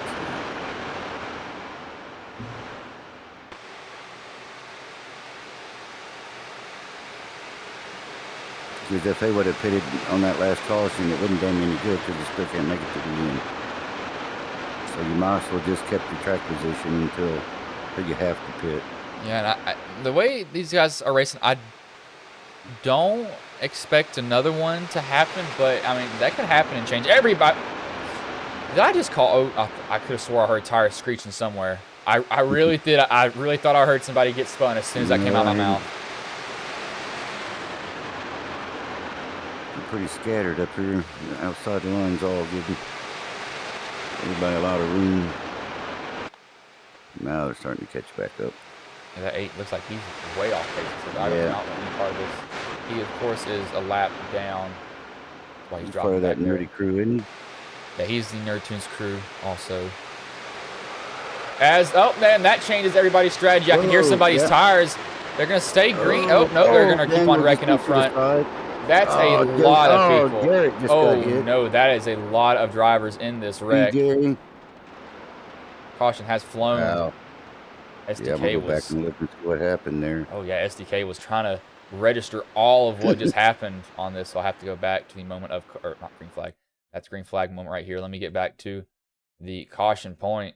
I heard somebody's tires going off, and then it was right there. We had some cars like disappearing. I have to see. So where does it start? Looks like, so we'll go with the 90. Let me select him on the board. I think it might be with the 90 of Eberhard. Looks like that's where it mainly starts. Might start a little bit ahead of him. We got smoke, so let me go from a blimp view. So evidently something's happening up ahead. So we'll go to the 7 of Austin Green to see what's happening. So even before him, figured out, even before him, the 9 we're gonna have to look at, trying to sort out who got spun. And it's still in front of these guys. So it must have been good. Yeah, it was way up at the front. Way up in the front. So, yeah, it was like the first second row. Oh, it's the ones turned around here. It's looks like who gets turned. That's Bobby Anderson. I have to see. This is okay. This is where it happens. So 44 just tapped the one just barely, and then that set off everything behind him. Some drivers make some hard contact. Then, oh gosh, that 90 up on his side. Yeah, Daniel, he got a pretty good hit. Garrett Main's got hit 4 or 5 times afterwards, and it's like that was pretty much the big one, though. That was a lot of drivers. That was the big one. I have to see who has their faster pair, though. I don't know who would, but maybe now these guys can make it on fuel. I mean, it will be close if they did. That's true. I don't know. I have to find out. I wouldn't be surprised if we saw them come back in and top off either. Let's see if Garrett's still got black flag, or sorry, I heard that. He's got a quick repair left. David Duke still leading. Kind of been back in the pack the whole race, not really been up front, but I mean, that's a strategy that has seemingly worked for him.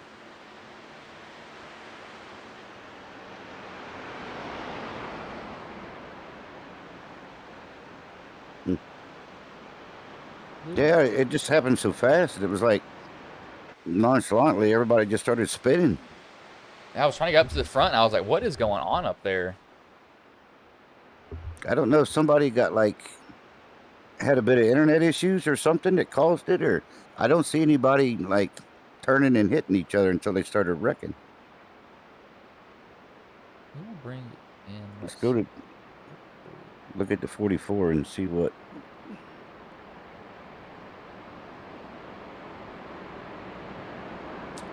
We'll bring in the 78 of David Duke, though, here real quick.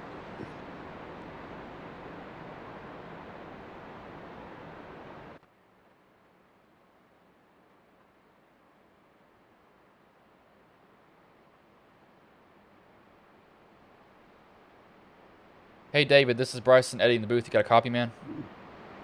Yes, sir. Gotcha. How you doing? Man, so you're sitting first, able to get through, or really kind of see all that carnage happen behind you. But, how's the race gone for you so far, knowing that we're getting into these latter stages of it now? The race has gone kind of up and down for me all day. The first caution come out, I come in, took 2 tires, and for whatever reason, it didn't refuel my tank. So I had to pit 4 or 5 laps into that first run.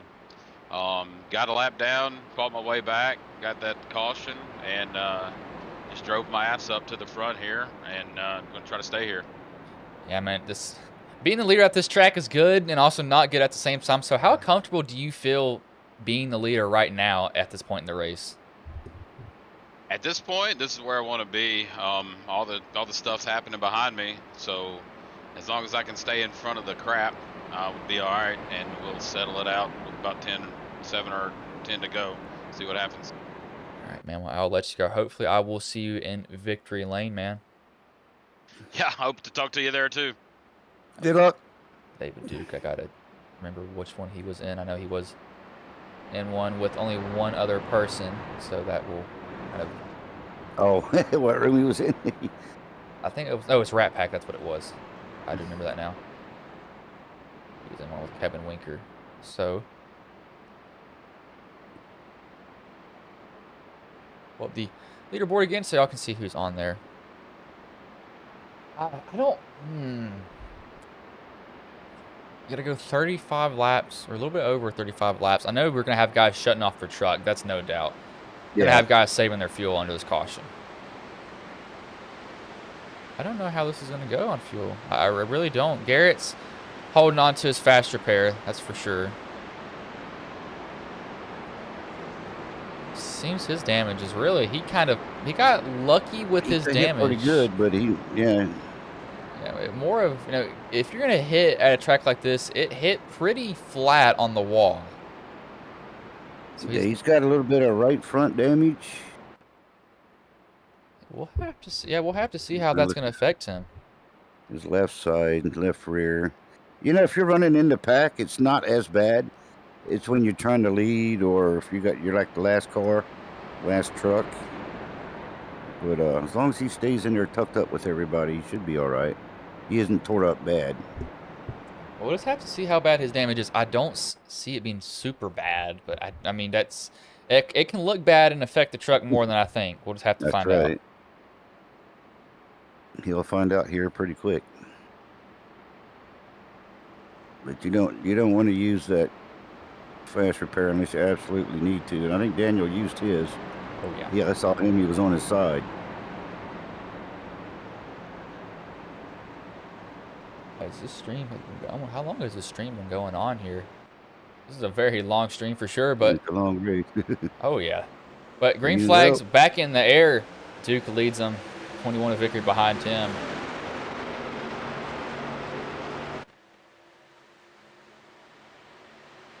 Clean start for most of these guys through here.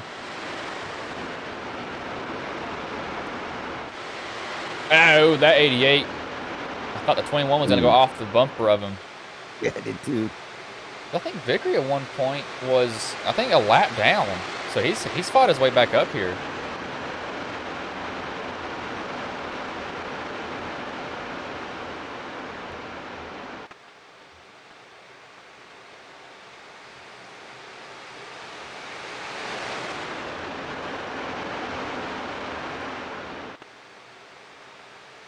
Coming up on lap 80. 35 to go. Don't think we'll see movement quite yet. Have to wait just a little bit longer for it.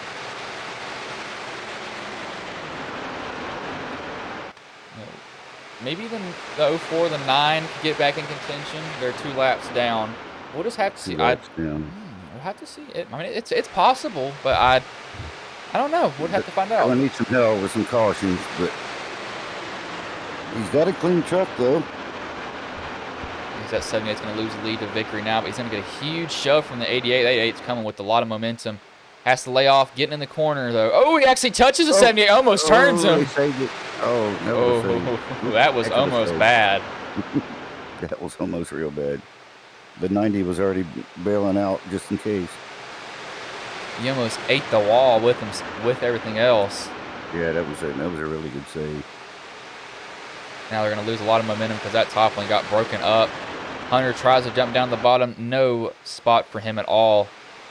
Going to put Vickery to the lead.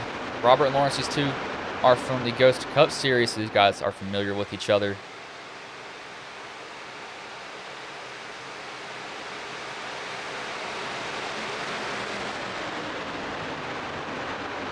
Didn't realize they had a 3 wide rule.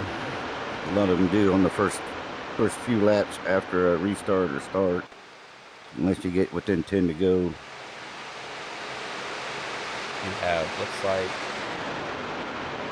let me get this correct. 1, 2, 3, 4, 5, 6, 7, or really 8 drivers out of the race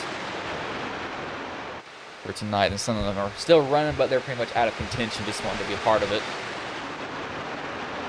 Top lane has gotten formed up a little bit. The 99 which is the 199 this race of Rhett Tucker jumped up in front of the 4 of Kenneth Bishop. You know, there's no in between. You either got a beaten up truck or you got a clean truck, it seems. Yeah. Into 94 and the 9 up on the outside. Oh, they almost put each other on the wall there. I think 94 will probably drop back and get behind the 31. They should help each other. Yeah, there he goes. 70 at 95's trying to come down. He just cannot find a spot to get back in line. You can see him looking. Yeah. Unless somebody gives him a break. Getting a little late for breaks though. Yeah, he might go to the very end of this pack here. I think he will, the way it's looking right now. Yeah, trying to push his way down, but he's just got no spot in line. It's right around till you can get back down. Unless somebody pulls up in front of you and you start, maybe they're not allowed to go 3 wide until the next lap. Maybe that's why. Sometimes if you get stuck out there, it's all good. But I tell you, that outside line in that 3rd high line, a lot of times from the last couple laps, that's the place to be. I just caught a little glimpse there. The 54 is trying to come help his teammate. Dustin's trying to come help Kenneth. Yeah, they're getting up there now. Those two are teammates. They'll be definitely trying to help each other. He's trying to get to him, trying to kind of force his way in there now. Doesn't let the 2 cut him off. That's with 3 wide. They were doing this for about 20 laps earlier in the race also. Definitely been making moves on each other. And they're pretty close. Definitely running extremely tight. Yep. In corners, you got to pretty much stay in your lane. And you got 3 distinct lanes, and it looks like the outside line's pinching a bit. That's one thing, when you're running these 3 lines, you really can't move anywhere. I mean, maybe you have a little bit of wiggle room, but you're pretty much stuck where you are. You're stuck. Yep. And you want to give each other as much room as you can, but Especially, you know, that these guys out here, they all know what they're doing, but, you know, you'll get in some races where they don't, and somebody gets stuck in the middle, they panic. And it normally causes a wreck. But I drive in VR, so I get a really good, like, perception of where the cars are beside me. If you're on a single monitor, it's almost impossible. Yeah, I need to set up my triples. I sit really far away. I actually sit 5 feet away. Doesn't feel like it, though, but I probably will maybe hook up my VR headset just to see how that goes. But I tell you what, VR messes with your head a lot. I took when I first ran VR in iRacing, I thought I still had the VR headset on for about 4 hours. Oh, after that, Running the wall. 88 and the wall down. There's a wreck 9, and then also that should bring out a no, but it stays green. Late caution might be thrown here. Surprise. Yeah, there should be a caution here. There it is. Late caution thrown, but it did get thrown. Wow. Saw the 88. I think he got put in the wall. Want to make sure. Yes, that is the 88. Have to go and pick his number out here. That's Anthony. I think he might have gotten a bump in the corner. Oh, maybe I want to go on his chase just to be sure. Let's go on his chase. I think. Was it? It looks like it was a bit of net code. It was net code between the green truck and the. Let me get up here and see who it is. Between the 4 and the 88. That's close on contact. That's very close. He put the 88 up in the wall. Everybody behind that. He did a good job. He kept it, out and away from everybody, and then pretty much everything happens after him. Yeah, exactly. 27 down to the 9, and the 33 just shot the gap. Everybody else is kind of barreling through it because the caution hasn't been thrown yet. It took him a little bit to throw it, and it eventually does get thrown in the race. So maybe if these guys are close on fuel now, they'll come down pit road. I think they might come down pit road again just to be sure. We'll have to see. Well, like the caution didn't come out, so nobody slowed down, and a few people got really tore up. Yeah, it was just a late caution that was being thrown. Oh, do not be on my screen there. Well, I will want to make sure that some of these guys do have their paints correct, though, so I'll give them at least one more. It's going to take a long time for the paints to load in, however, because there's a lot of drivers in this race.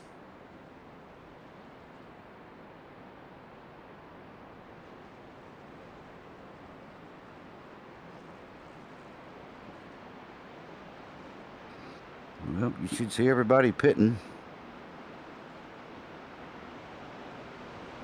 Everybody, well, it looks like the 76 and the 90 stayed out, rolling the dice. Unless they're at... Or not 76, 07, sorry. Oh, 007 stayed out. Okay. Did not expect to see that, that's for sure. So evidently they must feel comfortable on their fuel staying out here this late in the race.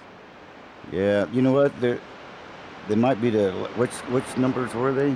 The 007 and the 30. Yes. No. Yeah, I thought they might have been on the tail end of the lead lap, but they're not. They're actually up in the lead. Those guys kind of rolling the dice here, surprisingly. Everybody else came down pit road. So we're going to have some guys taking some optional damage that they have. It kind of probably ended a lot of guys, a lot of people's races. It is late in the race, so you're going to start seeing a little bit more aggressive moves happen. But that was pretty much just an accident from those drivers up there. Only 5 cautions in this race so far, surprisingly, though. Yeah, it's been a pretty clean race. I mean, with this amount of cars, you're going to get some cautions, and I'm surprised we don't have more, to be honest with you. I thought it was going to be caution fest. That's what drivers normally do at these speedways. When there's money up for it, you're racing for something now. It's always a money factor. Drivers will see that and they'll be like, "Oh, I want the money now." Yeah.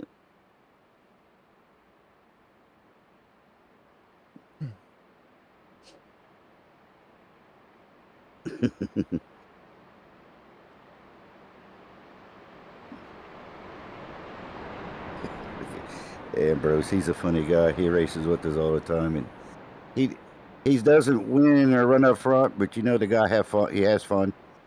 and he'll tell you after every race, you know, I'm not going to win, but you know, and he pays to join these races. You got to pay to join these races. And he says, I don't care. I'm just having fun. Some guys get in there like, yeah, I'm not somebody who races for fun. I'm somebody who wants to race to win. That's how I am. I want to win. That's me. No, kind of. I guess it's kind of more inspired because where I'm a track athlete, you know, you got to run with your feet. You don't want to just be there to be there. You want to try to win the race. I mean, he tries, but he just, you know, he just runs out of talent. Let's put it that way. And these races are kind of honestly luck a lot of the time too, is what I've definitely noticed. They are. Luck, and then you got to have good teammates too. I mean, but even if the best teammates, it only takes somebody to make a mistake. Today, I killed the whole team when we had a guy that's never done one of these races before. He really shouldn't have been out there.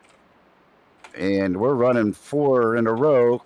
I thought he was going to come high, and he came low, and I hit him, and the whole team, we just wiped us all out. Then he's like, well, that's racing. Well, I ain't racing when you're racing for money. Yeah, when you just go out there and take somebody out, you're kind of just like, oh gosh.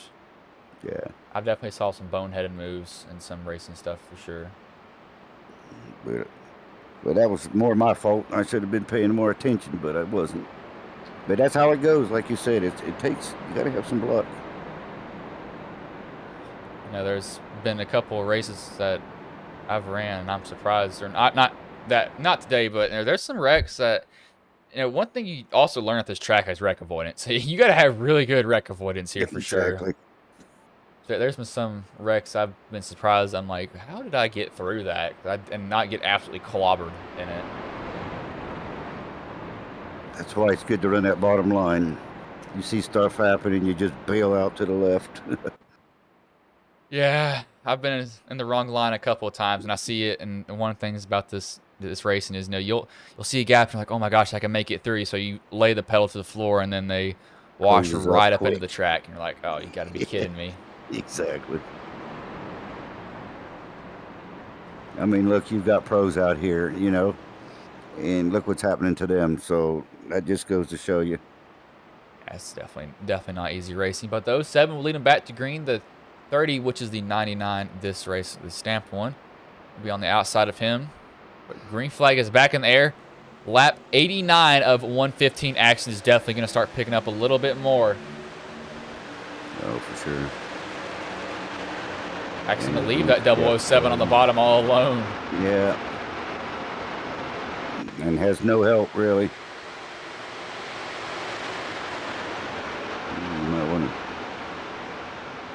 Looks like he's got a little bit now. The 78, the 54 are there. So the 90, which will be a 30, Raul Alves. If I'm saying his last name right. There you go. Everybody cuts down right in front of that bottom lane. There's teamwork there, but they made it close. Kind of all went and they kind of synchronized themselves. They all brought them down to the exact same time. Yeah, they're on Discord. They got to be talking to each other, or if not, they're pretty good at just guessing where they're going. Oh yeah, they definitely have to be talking. There's no way they're not. We got a wreck in the back though. Ooh. It's like 4 or 5 drivers. That's another big one. Oh, well. Go back and see what happened here. Looks like the 42, it seems, starts with him. He got a bump in the tri-oval, saves it, and then everybody after that just scatters pretty much. So it's pretty much just a chain reaction. Drivers just kind of panic, and they start trying to make moves and get out of the way of each other. Yeah. That was the net code for the 94. That takes out, looks like 5 drivers at the start, 4, 5, 6, maybe 6 drivers from that incident. The 94 looks like he actually doesn't get that much damage, just kind of spins it around and stops. 14's engine is now gone. His night will be over if he doesn't have a fast repair. The 353 engine also expired. I think it just gave out now.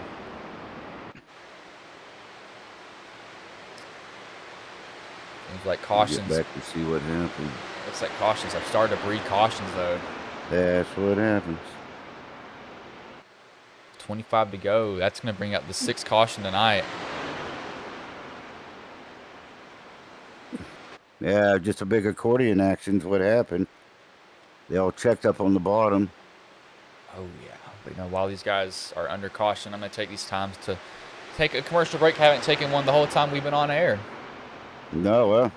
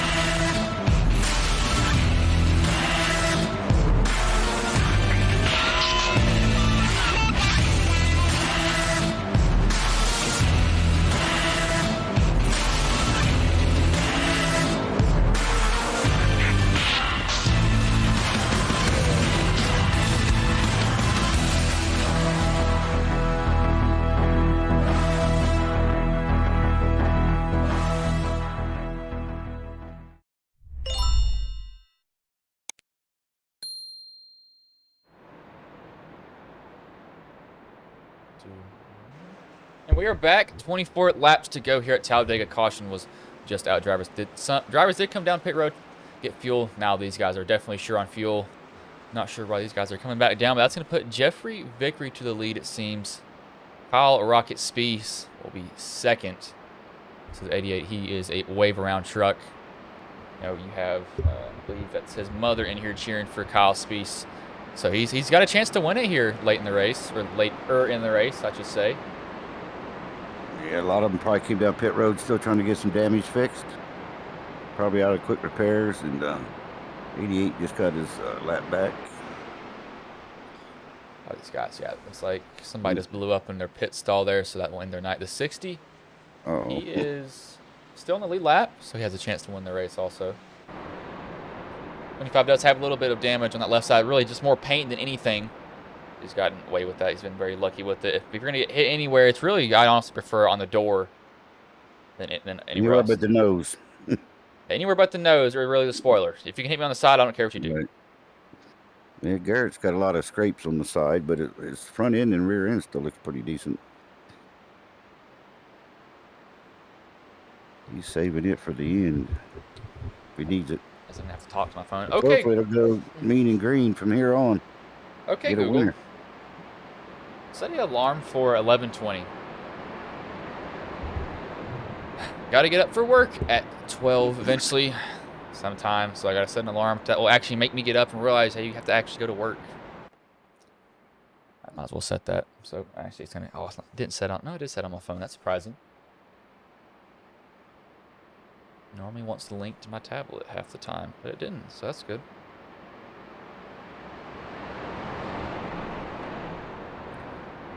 Coming right here. Sound like Louisiana accent.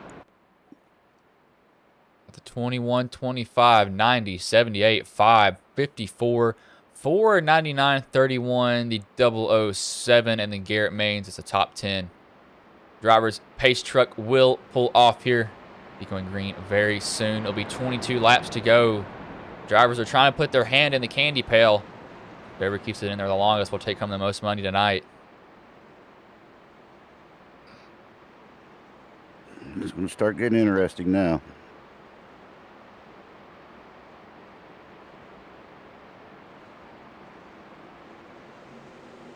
Flag's back in the air.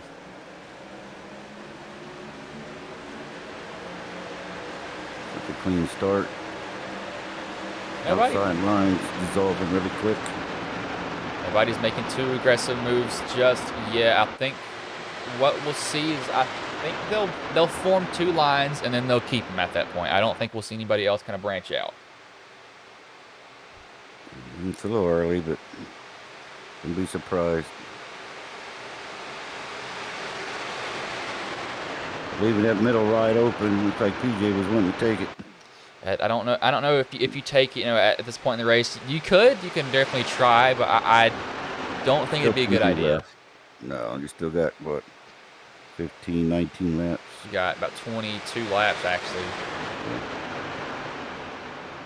So I think 15 we'll see it pick up a little bit, and then lap 10 that's when it's definitely going to pick up a lot. Exactly. Well, they need to get aggressive yet. This is where you'll see all the damaged cars start to fall to the back. Oh yeah.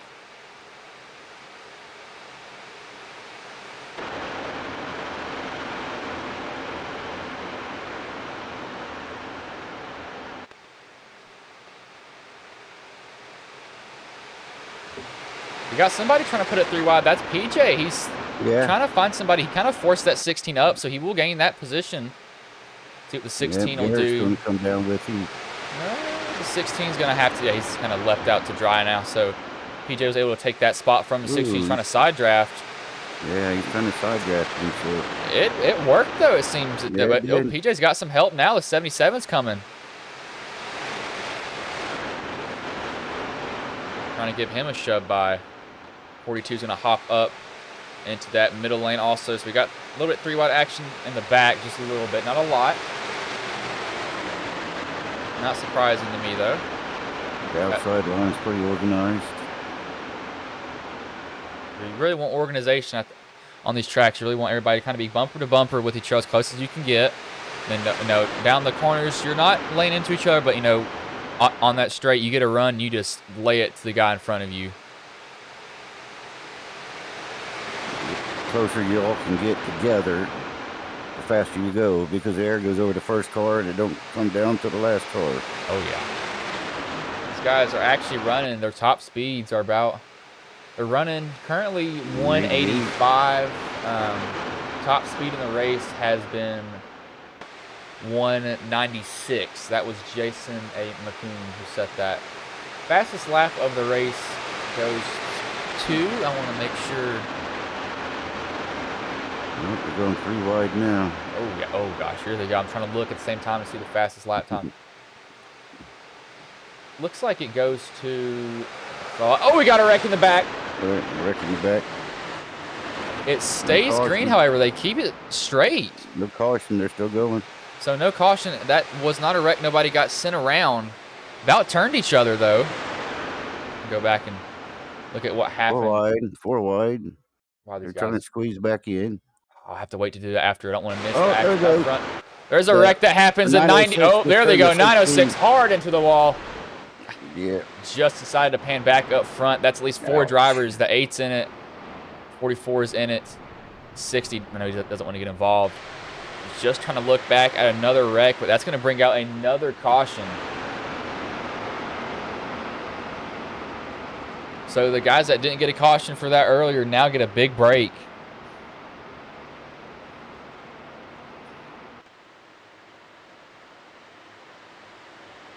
Have to see what happened with these guys up here.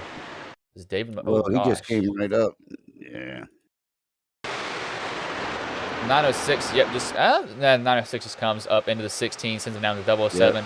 Then they make hard contact with wall. 906 just spins like a top. Actually goes on his roof, lands on all fours. That's some hard contact for him. Yeah. Came back and I think he got the 44 too, where it looked like he had it cleared. That's a vicious hit. That's a very hard hit for him. If they don't have a foot repair left, he's probably pretty much done.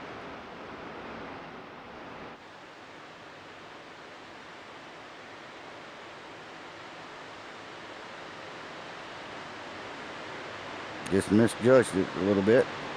Yeah, he just tried to get. He saw a gap and he thought it was there, and then, I mean, it evidently wasn't. That's just some mistakes that drivers will make every now and then. Ooh, 906 went around pretty good. If he's in VR, he might have a headache. Yeah, that probably looks really weird in VR and going up in the air like that. I do a lot of flying, digital combat simulator, and flying in VR is just incredible, especially at something that good. Oh yeah, it has to look really good. Now this game's not meant for flying, but in a game that's probably actually meant for it, it probably looks amazing. Oh, it does. I flew an F4 and an F15, and I mean, you don't get the G forces, but it's almost as real as you can get it. You know what I mean? He had the 14 stopped on pit road. I'm not sure what that was. I think he might have towed. That was weird. He was just kind of sitting there. Yeah, he probably. You have guys come down pit road. I'm surprised that we have people come down pit road this late in the race. Fixing damage. That's the only thing I can think of, really. Yeah, just fixing damage.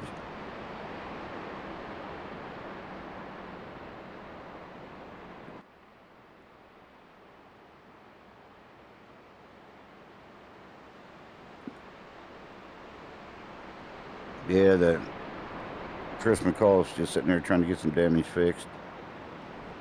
We'll see a lot of these guys, if they did get damage from that, they're going to try to take their other optional, and they do have time. You know, going around this track under caution, you can get about a minute and a half of damage done. That's being on like the lower end, especially. Right. Yeah, anything over that, you're lap down, or you have to come back out still with damage, one or the other. Yeah.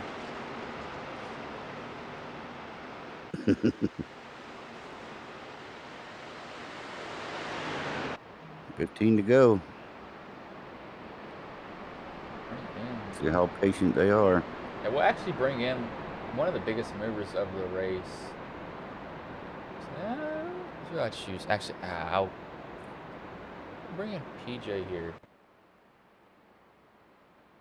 Find him and drag him in here very quickly.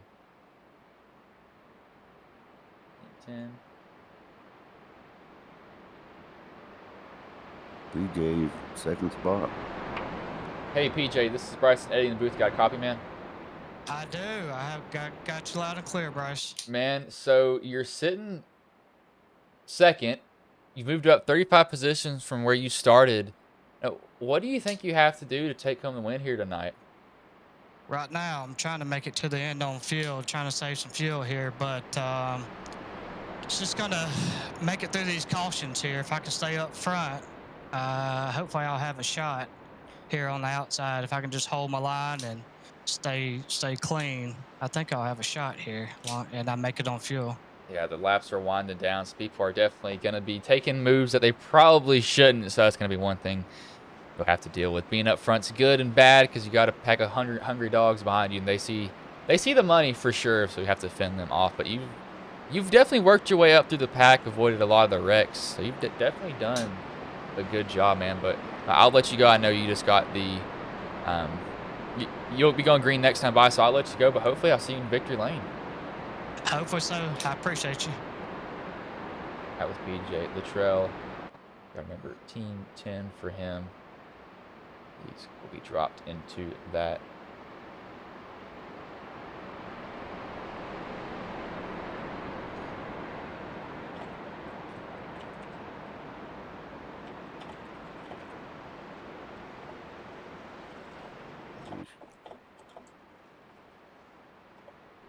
It's like somebody got hit. I'm just talking to one of the drivers. Apparently his engine blew up when he spun in the grass, so might have downshifted when he shouldn't have, and that kind of just ended it for him there.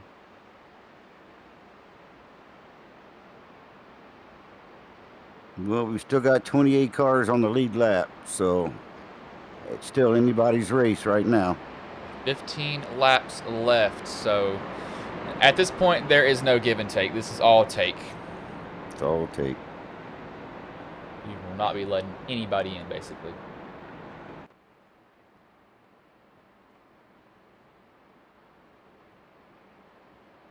.307 views. That's very good for tonight. PJ's got a good pusher behind him, Daniel. So that outside row is going to be really tough. He's got Garrett right behind him. That looks like Garrett might have got his truck fixed. I'm not sure. So he might be used it up his quick repair. I'm not sure. Garrett could have definitely kept that fast repair in his back pocket. And I think he did and used it at that point in the race. He might have. It's looking pretty straight now compared to what it was. Yeah, Pace truck will pull off. It'll be going green with 14 to go. They get to start finish line.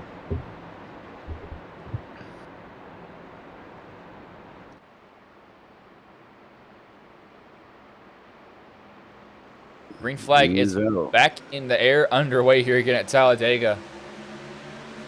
Man, that inside line really didn't get a good run. Now you got 3 on the outside working together. That 6 is going to come to that 78. They'll be coming around and dropping down by themselves. PJ, Daniel, and Garrett. At 60's laying it to the 78. The 78 does have some front end damage, so maybe not the best leader to be up there right now because of it. Creating a little bit more drag than what's needed. Yeah, and the outside line's rolling up. Have to see, it's David Duke's damage just too much to overcome. Seems he's getting a good push from the 60, though. 60's really getting on his bumper, helping him. See what they do. PJ moves up. These guys don't put PJ 3 wide, being very generous. Right now we got a little bit of a stack up in the back. Guys scatter, keep it straight though. And these restarts, you get that according effect. They get a good run and then everybody kind of jumps in line and it just checks up. And when you're about the 10th, 12th driver, by then it's like you're on the brakes.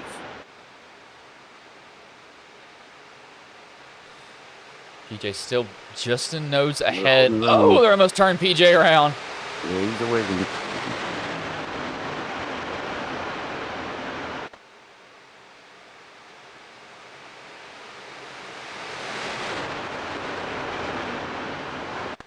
Bottom line, pulling them just a little bit, but that outside line will come right back.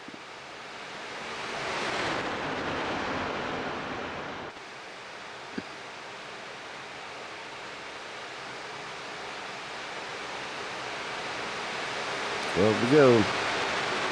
Right now.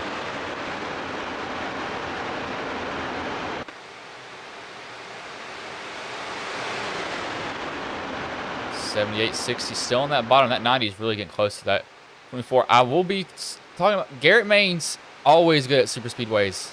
Also, he's a Coke Series driver. He knows when to make the right moves, and he's always a guy that contends at these tracks. So he's definitely a driver to watch. The 90 is going to leave the 24 now. He's going to try to take the lead. Might have upset the air in front of the 78 just a little bit. 78 has to bail to the throttle. 90 clips the apron, shoots up the track just barely. I mean, look how close Garrett can get without touching the truck in front of him. That's how you push without wrecking somebody. Even through the triover. You can stay 6 inches from that bumper, not touch it to the triover. I mean, look how he's pushed him, PJ out there already.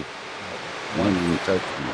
one thing Garrett will have to watch is temperatures. You know, you can get pretty close Yeah. and shove them, but there's going to be a point to where your truck just gets a little bit too hot for you. As they're going 3 wide now, they decide not to. 99 kind of pulled a little switcheroo. Yeah, you definitely got to maintain your temperature. You'll see him back off a little bit or duck out real quick, get some air to bring it back down. But if I was somebody running hot right now, I'd try to kind of maybe duck out a line, realize, okay, I need to really cool this engine as they're stacking up, but they're kind of just making a third lane from those stack ups.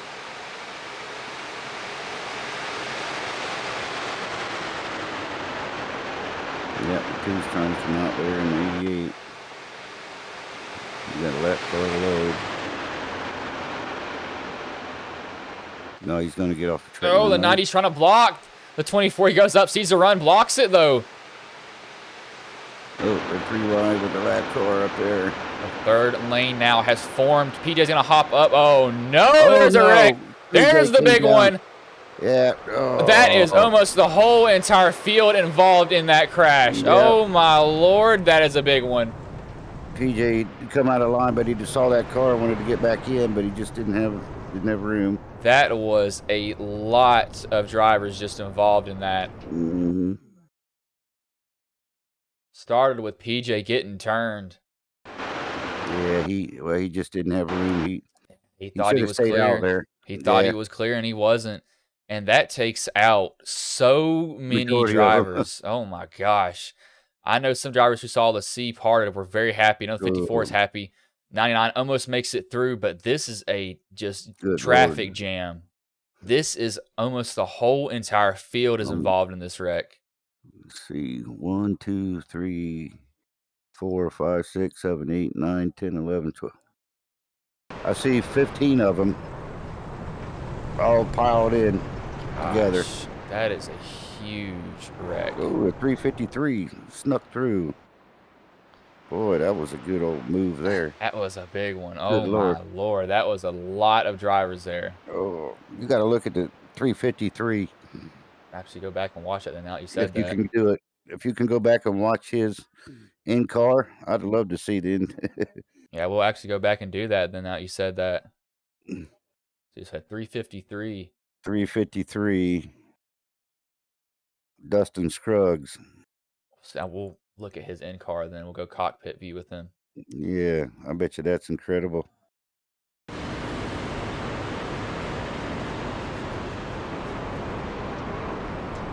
Oh my, he almost got clipped. You can see it in his rearview mirror. Everybody's just wrecking at that point. Look at that. Just Look at something. squeezes through that. This is going to make a lot of guys. I'm not sure who has their fast repairs this late in the race. You see somebody just use it there. So the guys that He say went their from- fast repair are going to be good. The guys that didn't are going to be bad. Oh, for sure. He went from 19th to 6th, Dustin Scruggs. As looks like we had a drunk driver on the track. Wow. As that was Ambrose who was drunk apparently. Ambrose, yeah. It's not good. His character. A lot of damaged trucks out there. We'll bring it back in the 54. He was able to sneak through that here. Get his take on what he has to do. Somebody blew up. 26. Yeah, he's got a tow.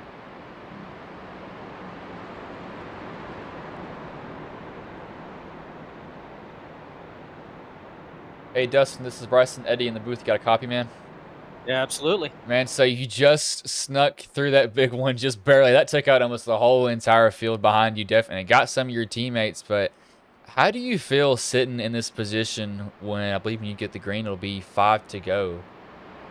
It's make or break time. Like you said, just barely squeaked through that one there. Definitely took a lot of luck on that one. Sad to see that I think it was Jeremy Stanley. I seen a glimpse of his 60 truck go right in front of me, so I know he was involved in it. And I think Kenny Bishop was as well. So we're just going to try to hold on, try to make the right calls, pick the right lanes, and hope we're there at the end. So I can come up here and holler at you guys after the race. Yes. Well, you went from 19th to 6th, so you've improved quite a bit in one lap. So keep getting up there. Yeah, man. Yeah, that's what we're gonna try. Oh yeah, Good luck. it's definitely going to be insanity, but good luck to you, man. I'm going to let you have to sort through all this on the track, but good luck to you. I appreciate it. That was Dustin Loxton. He's going to want to watch the broadcast and watch his egg car. That was incredible. Remember we were talking a little bit earlier about you need some luck? Yeah, that's where it plays in right there. That's the luck factor that he just got. Yeah. Rabbit's foot in his pocket. That's going to put him, looks like, third, I believe? Yes, He third. was. Well, okay, yeah, he's probably 6th, and somebody pitted before him. So, yeah, he was running 19th before the accident. A lot of the drivers are back on track. I know we've got some drivers that have damage. It might just be a damage fest. See who has the least damage at this point in the race. Yeah, it looks like Garrett. He's trying to get some damage fixed, or he's parked at one or the other. Yeah, we just had one of the drivers coming here. Jeremy Stanley said well, that hurt. P3rd to Dunn. Yeah, super speedways are heartbreakers track. That's for It sure. is. One of the worst things about driving these tracks is, you feel like you're doing good, and you hear those rear wheels pick up, and you're like, oh no. And it comes out of nowhere too, normally. Oh, yeah, and really, when I say rear wheels, you can hear that engine pick up out of nowhere, and you're like, oh, here we go. I'm going around. We're looking straight at the wall. Yeah, you either got two options. You're not the chance of, unless you get sent through the infield on this track, you're not saving it. It's just not going to happen.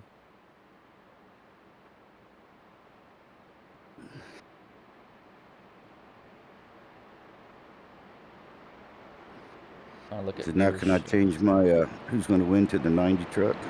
I guess you can. There's no official bets. Last minute bet change. Stream has gone very good. I will say that. Very, very good. A lot of people were, already waiting when I got into it. Looks like our peak viewership was 60 people in here and staying very steady. That's cool. Pace truck is off. Oh, the 7 off though. The 78 will lead him to green. The 90 to his outside 54, and the 30, which is a 99 this race on the track, will be the second row. Off to go.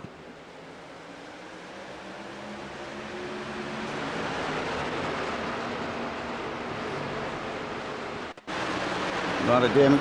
Oh, we almost turned somebody up. Yeah. 54 got sent from somebody's bumper. Bottom lanes. Outside line's going to pick on that bottom lane. Oh, yeah, they're losing. A lot of drivers. That 90 is getting a shove. You saw that rear end really, really wiggle. They're going to go 3 wide now. This is where this move is going to be more common. 90 goes up to block. He tries to go back to the middle. Going to have to hope that middle lane can come help him. Down. That was a good move on everybody's part. That could have got ugly right there. Drivers at 00's laying it into the 99. You see his rear end. It just keeps shaking because he's getting so loose from the bump that he's getting. Yeah. Have some help through the tribal. Also, you don't want to be bumping through the tribal, that's for sure. Drivers probably know that better than anybody else. You get a bump in the tribal, you're going pretty much towards the infield. Yeah, corners or the tribal, it's over. 90's getting a good push though, and he's got Navarro behind the 27. The 353 though, the driver that avoided that big wreck, he's up in that top lane, shoving Hunter Parsons. Pushing Hunter. Getting a good push too.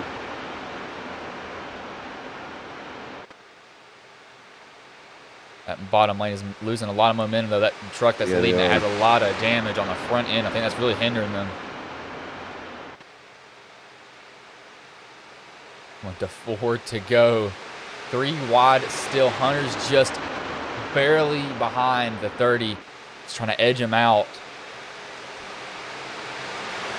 It's pretty much, it's 3 versus 4. Or it's 3-3-4 with the lanes that these guys have. Sounds like a defense, isn't it? 3-3-4. Oh, yeah. Maybe if they can pick up a 5th driver, that'll match one of the trucks up there, 353. Yeah, number 4 dropped down. Oh, they almost put it going to the 37 wall. That just was put like the 00. Goes up Yeah. into the wall. Oh, Not no. heavy. Oh, the Oh, four they just keep nettoed it straight, 22. though. No Let's keep going. caution. That 4 actually doesn't lose any positions from that, There really. you Somebody go. just blew up. Somebody's Oh, engine the just 78. expired. The Yeah, 78's still engine going. finally goes, blows up in front of the pack. No That caution. will not bring out a caution. They keep it straight, but Oh, now it's out. now it's yeah. There it goes. I knew it was going to Oh, eventually the admin happen. threw it. The Admin 78's caution. yeah, the 78's engine blew up. Saw smoke nowhere, and there's nothing that he could have done at that point. I don't think there was No. any warning of it exploding. We're gonna go cockpit view with him though. Hey, when you're only 2 or 3 laps to go, you got to stay in it. Yep, there it goes, and it's just at that point, no, he's got no control over his truck. There's nothing he can do, no power, and then the caution was thrown late because iRacing didn't throw it, so the admin had to hop over and do it pretty quickly. Like he gets turned after people just trying to check up. At that point, there's nothing that the 78 can do. I mean, he's a sitting duck. He's just pushing his clutch in, hoping he can make it to pit road at that point. Yeah, I doubt if he's got a quick repair because I think he'd have took it already because that nose was pretty damaged. Oh, yeah. I don't know. He was running good out there. Have to see. I know the 54 did get some right front damage. Not too bad. He did run into him. Of course, 54, he had nowhere to go. I mean, you don't know that the driver is going to blow up right in front of you. That's just nothing you can do about that.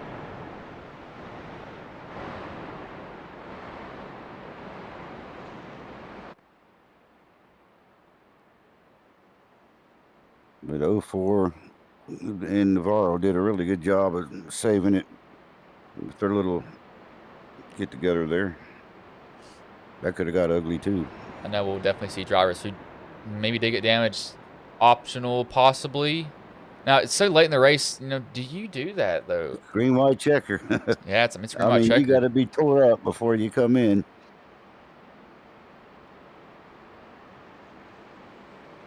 It's just, oh gosh, I don't know what to do.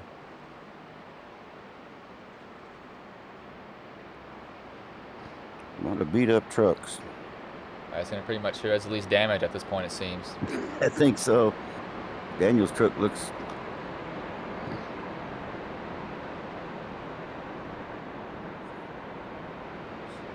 Message the race organizer. No, do not do that, please. Sorry about that, y'all. Had to see that there for just half a second. Hit my Windows key on accident. I need to disable. Yeah, I need to disable that. It normally does it when I go into certain games from Razor's software, but it didn't do it that time, so y'all caught a quick glimpse of it.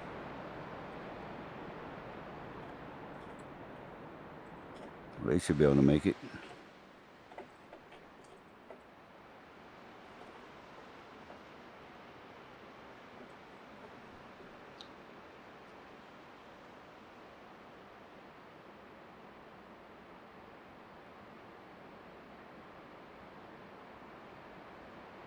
Talladega, no lights.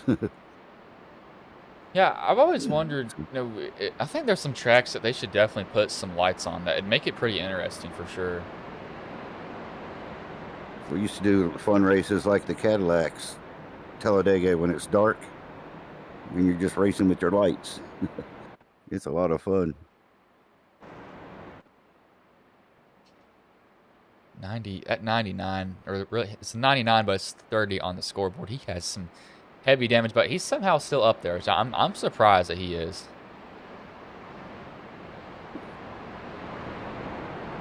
Well, if he can stay sandwiched between 2 trucks and doesn't have engine damage, then you're normally in pretty good shape. But if you ever get left out to dry or something like that, it's over. Yeah, you'll drop like a rock. You're in a difficult position at that point. Yeah, you'll drop like a rock.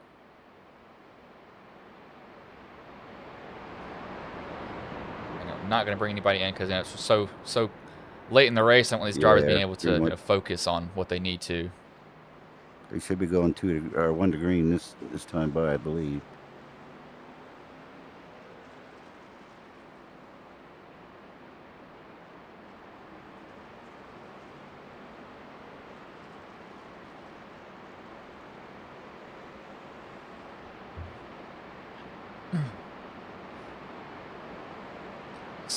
I don't.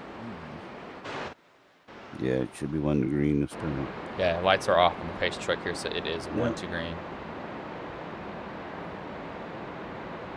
2-lap shootout.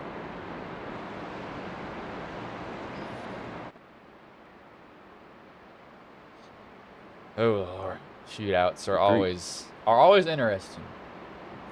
And Dustin, his truck still looks pretty good. 25 looks like it's got a little damage.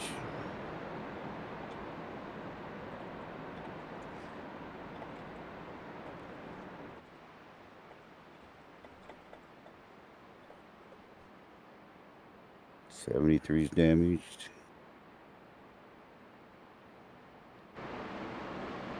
It's like the one Bobby Anderson just trying to limp it home with the damage he's got. He's got a smashed in front end, smashed in rear end. This truck's seen it all tonight.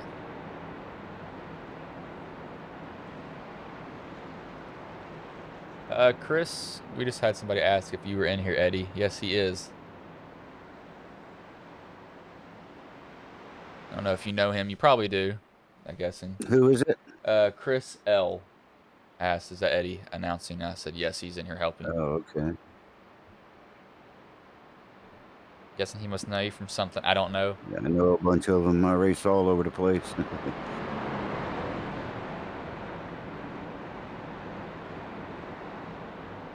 Oh, this is interesting now. Look at who's gotten up in that top lane.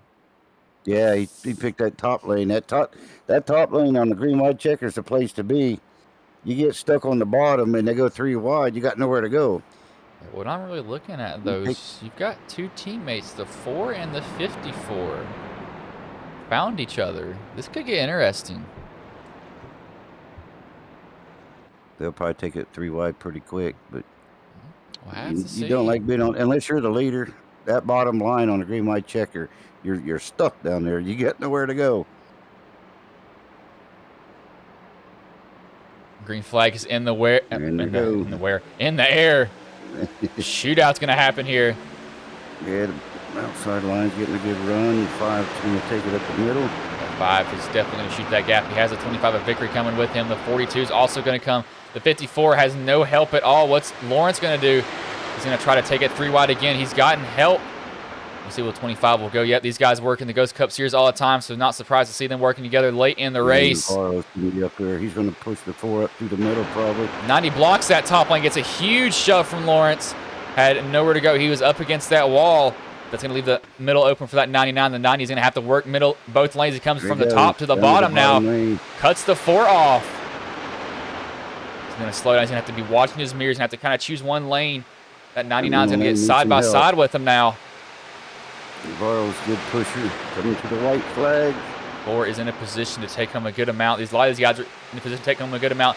White flag is in the air here at Talladega. One more lap for the Truck Thriller 300. 90 is going to be a drag race, looks like it so far. Side drafting each other's hard. Who is going to make it 3 wide? Somebody's going to make the move to put them 3 wide. Oh, they almost turn each other. The 25. That's going to give that bottom lane a good little run. 99 takes a swipe at the 90, trying to side draft him. 353 is going to hop up in that top lane.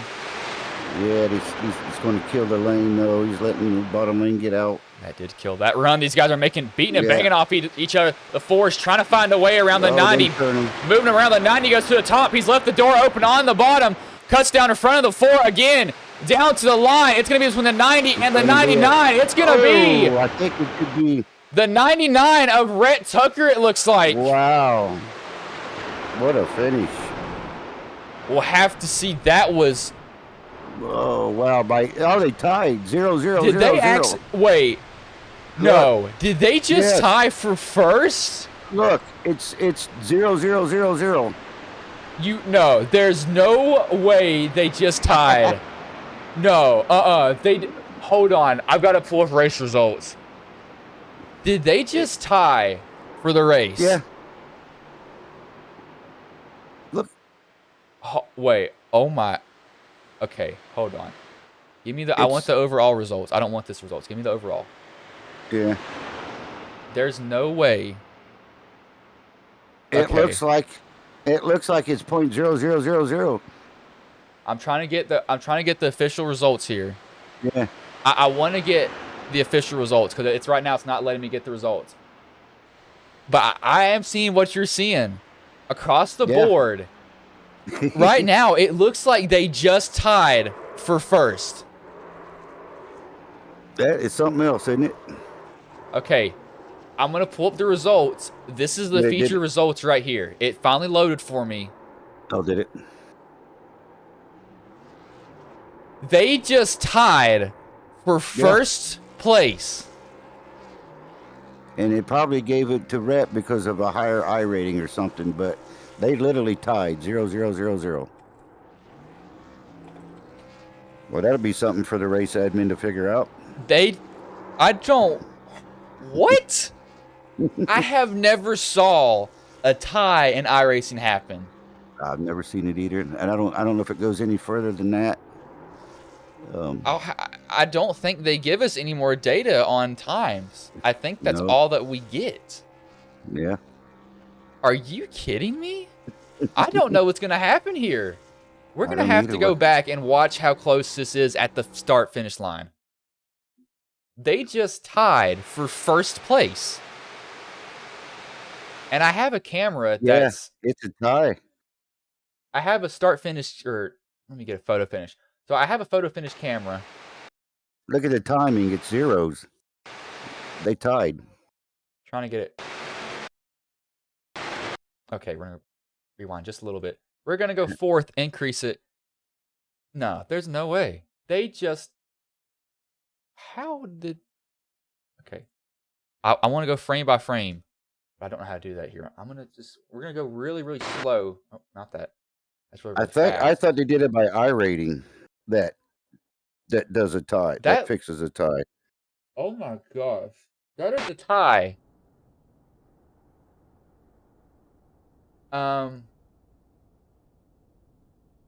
That's being sent in to iRacing for a clip.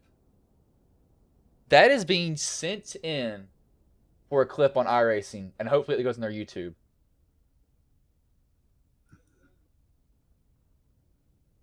I don't... What? I don't know how the... I mean, I don't see how... They're going to have to split the top prize now. That's what I'm thinking, but that's up to the race admin. But I mean, I'm a part of the admin. I mean, if it was me, I mean, that's I know in real life that happened once between Jeff Gordon and somebody else at Talladega. I've never saw it happen in a video game where they run the exact time. What? You think what here doesn't make any sense? Like this part right here. So so we just had admin say fastest lap time. It all depends on the angle of who wins almost. It looks like if we go by Rhett, he had a slower best lap time. Daniel had the fastest lap time between those two. But I don't know what we're gonna do about this. I do not have a clue how this is gonna work out. No clue at all. I'm looking at both cars, right? And our trucks. And I'm in VR. And let's go one more frame. They're both the same. I mean, it's... Yeah, I don't... What? I mean, I can't figure it out. I don't... I want to... The white truck is actually ahead of the blue truck at that little black line, but I don't know, man. What? This is incredible. That 115 laps and it comes down to .000. I mean, it looks like it's literally I don't know how that's decided. I really don't. I mean, it is so close on time.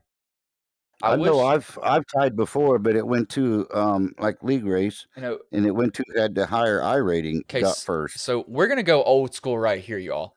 I'm gonna pull up. I'm gonna go frame by frame on every single driver here. I think I can go frame by frame, hopefully.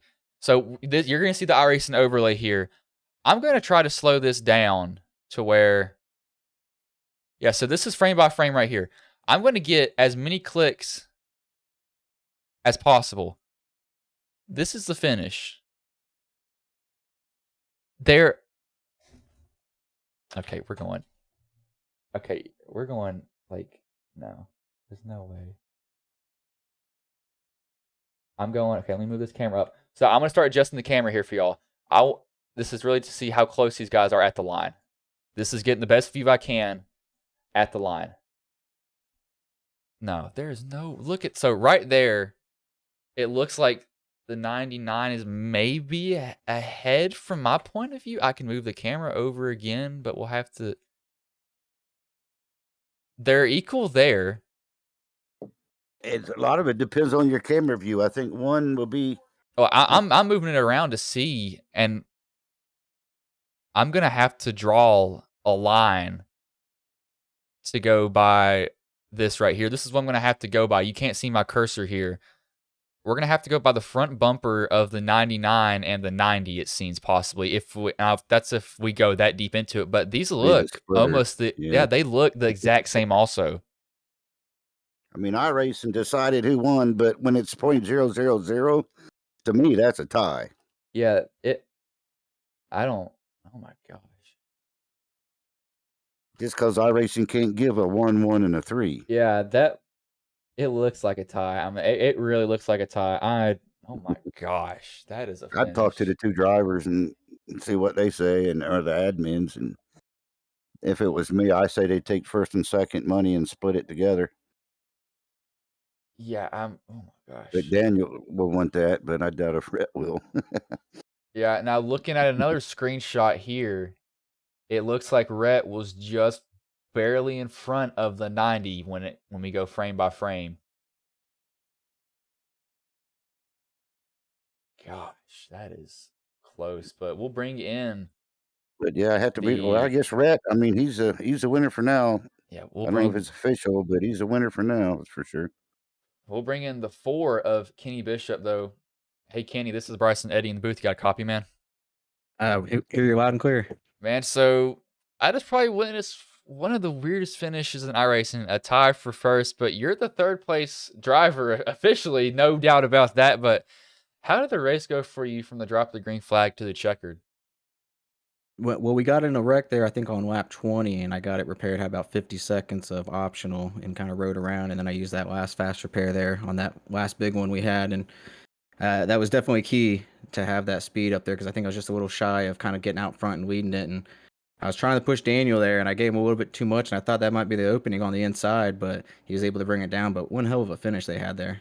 Oh yeah, I was even confused because I thought, I know you are Nerd TV on YouTube. I know you all have maybe had some times where SDK gives you a little bit weird time, and so I wanted to make sure that it was that, and it's .000 across the board on these two, and I've never ever saw that happen the whole time I've been iRacing. I know it's happened in real life, but I mean that is a ridiculous finish, and you pretty much got the front row seat for that being right there being the sandwich between those two drivers. That was insane.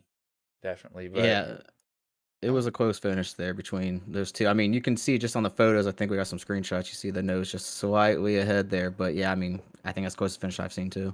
Oh, yeah, that was definitely insane. But I know you were definitely wanting some more of your teammates up there. They did get involved in that big one for sure. But you definitely did not have a bad race. Now, was there any point in the race where you felt like you were kind of like your chance to do good was taken out of it, or were you pretty confident the whole entire night? To be honest with you, I was pretty confident the whole night. Even though I had some damage, I still could suck up and get a run. The only thing was I knew I needed to get that fast repair at some point in the race to get out front, because when I tried the bleed outside by myself, it just didn't have the power. But behind someone, I was good. So I knew if I can get a fast repair towards the end, I was pretty confident that we had a chance to win it. Dustin, he was pretty close there, but he ended up getting in that wreck right at the end too, and he just didn't have enough power to push me. Yeah, we saw you got pushed around a couple times 3 wide, and you and Navarro got a little bit together, and that was a really good save. Both of you carried on. You caught right back up. That was some good driving there. Hey man, well, that was a close one. All right, man. Well, before I let you go, is anybody you want to thank? Any sponsors you want to shout out that may have been watching the stream here tonight? Oh yeah, definitely. I want to shout out all my teammates that were with us tonight. We had about 6 of us Neuritude guys out there. So shout out the Neuritudes, Martin Sports, of course, iRacing, iFlag, Roasted Jim's Coffee, and of course Butt Kicker. Without them, none of this can be possible. So definitely want to give a shout out to them. All right, man. Well, I'll let you go. Good job tonight coming home third, man. That's a pretty good amount of money in your pocket. Yep, going all back to the team. So it's team effort there. So we'll do it again next time. All right, man. Good job. We will bring in the unofficial second place driver of the race, the 90 of Daniel Eberhardt. Hey, Daniel, this is Bryson Eddie in the booth. Got a copy, man? Man, so I have never saw a tie in iRacing officially, ever. That has never happened in my whole life of being on iRacing. But, how did the race go for you from the drop of the green flag to the checkered? All over the place. I lost a fast repair about lap 88, I think it was, and I got turned by Christopher McCullough. He couldn't see them wrecking ahead of me, and I checked up a little too quick, and he got in the rear end of me, and we all went flying down the back straightaway. And then kinda we ran the race backwards. We pitted, and then I was like, well, I was talking to the guys. I was like, maybe we'll just stay out and try to put ourselves up front. That's what you have to do. You got to be up at the front and control the race in this race. And that's why, Garrett and Andrew are usually really good at that, but they can never make their way back up through there because they got caught in a wreck early. And it's very tough the later and later it gets because everybody's starting to go. So it was crazy all night. Just, you're pushing and pushing. You're worried about if the sun's going to go down, it's going to get dark or what. I mean, you never knew what was going to happen. Hey, Daniel, it's Eddie here. So did you think your race was over and you were flipping over? Yeah, I did think I did think it was over, Eddie. Hey, Christopher, when he hit me again, it like lifted me up off the ground. Yeah, but you stayed up there up front most of the day, man. You ran a really good race. Yeah, it's crazy. I mean, time and everything else, but Rhett deserves it, man. He had the run on the top, and it probably goes further down to that 0.00. It probably goes to the next one. So, Oh Probably yeah, does. there definitely is. There definitely is, Yeah. and I know iRacing. The replay doesn't show it because the frames don't going frame by frame. It shows red on my view just barely, but that's also saying that's not when you both made absolute contact with the white line. So I'm not sure. I'm not sure what we'll do. We'll just have to see. But it looks like you both, it looks like you possibly tied if we go from the start of the white of the checkered. But that was a incredibly close finish. Now, what was going through your head coming out of 3 and 4? Having to do all that blocking and stuff. You just have to control it. You got to be in control of these things. If you don't put yourself in that situation to control the field, you're failing at plate racing. To me, plate racing is so fun. I love it. It's probably the best kind of racing. I'll go to any plate race before I'll go to a intermediate track, just because there's a certain kind of talent that it takes, and it's working both lanes. It's working the field. You're paying attention. 6 cars. If you're not paying 3 to 4 cars behind you, and just paying attention to the guy next to you or the guy behind you, you're gonna lose the race. But yeah, as you can see, people are still posting in the Discord. Dude, it's Rhett's win. I don't want to split the money with him. I want him to take home that 700 and what is it, $56, 66. Yeah. Yeah, I want him to go enjoy it. Take his, I don't know if he's got a wife, girlfriend, or whatever. Put it into his go kart or whatever the quarter midget he's got, and I'm happily taking home second. So I'm fine with that. Thankful for the show. Thankful for all the broadcasting you guys do. I'm going deer hunting. That's where I'm going. That's what I'm That's where worried I'm about in the going, buddy. morning. I'm right behind you. All right, man. Well, before I let you go, is anybody you want to thank? Any sponsors you want to shout out that may have been watching the stream here tonight? Oh, for sure. Thank my fiance. She watches each and every race. Thank Dylan Jones and Raul Alves for all the help tonight. Even thanking Garrett Maines and Andrew when we were there together. They were working with us a little bit. So just a lot of help throughout the whole night. Thank you guys for putting this show on. Y'all did a great, fantastic job. I know there were some hiccups with the admins there. Hopefully somebody can help Andrew get his pipes fixed and not the ones coming out of his colon. So, well, I don't know if he's that old yet. Is he, Eddie? Yeah, I don't know. I don't know how old He's he is. not. I'm the old one. He's not. He's actually around the same age as me. Yeah. So y'all have a good night, and we'll catch you guys later. All right, man. Congrats on your second there, Daniel. Thank you, guys. That was the second place driver, Daniel Eberhardt. We will bring in the official race winner, it looks like, especially because Daniel said he wants Rhett to take the win. So we will bring in Rhett Tucker. Hey, Rhett, this is Bryson Eddie in the booth. Got a copy, man? Dude, I hear you. I will say, I have never saw a .000 finish. That was an absolute insane. It looked like a tie, but looking at what iRacing has gone, especially what Daniel said he wants you to have the win, and if we go frame by frame, it looks like you just barely edged out Daniel coming to the line. But what was going through your head on this last lap, and especially coming down to the line also? Dude, I think I almost ripped my steering wheel off of my rig. Like, I've never held it that tense. Like, I feel like I just ran a marathon and went to the gym and ran a race. Like, this, I'm pumped. I will say I was looking at SDK because I know SDK sometimes will give me the wrong timing. So like on the scoreboard. So I didn't say anything about the finish because I was thinking, okay, maybe SDK messed up. And then when I got to the actual timing, I was like, you have to be kidding me. They literally just tied on that spot, and you just barely edged out. No, it'll only show .000. It probably goes .000000001. That's what it has to be. There's no way it doesn't do that.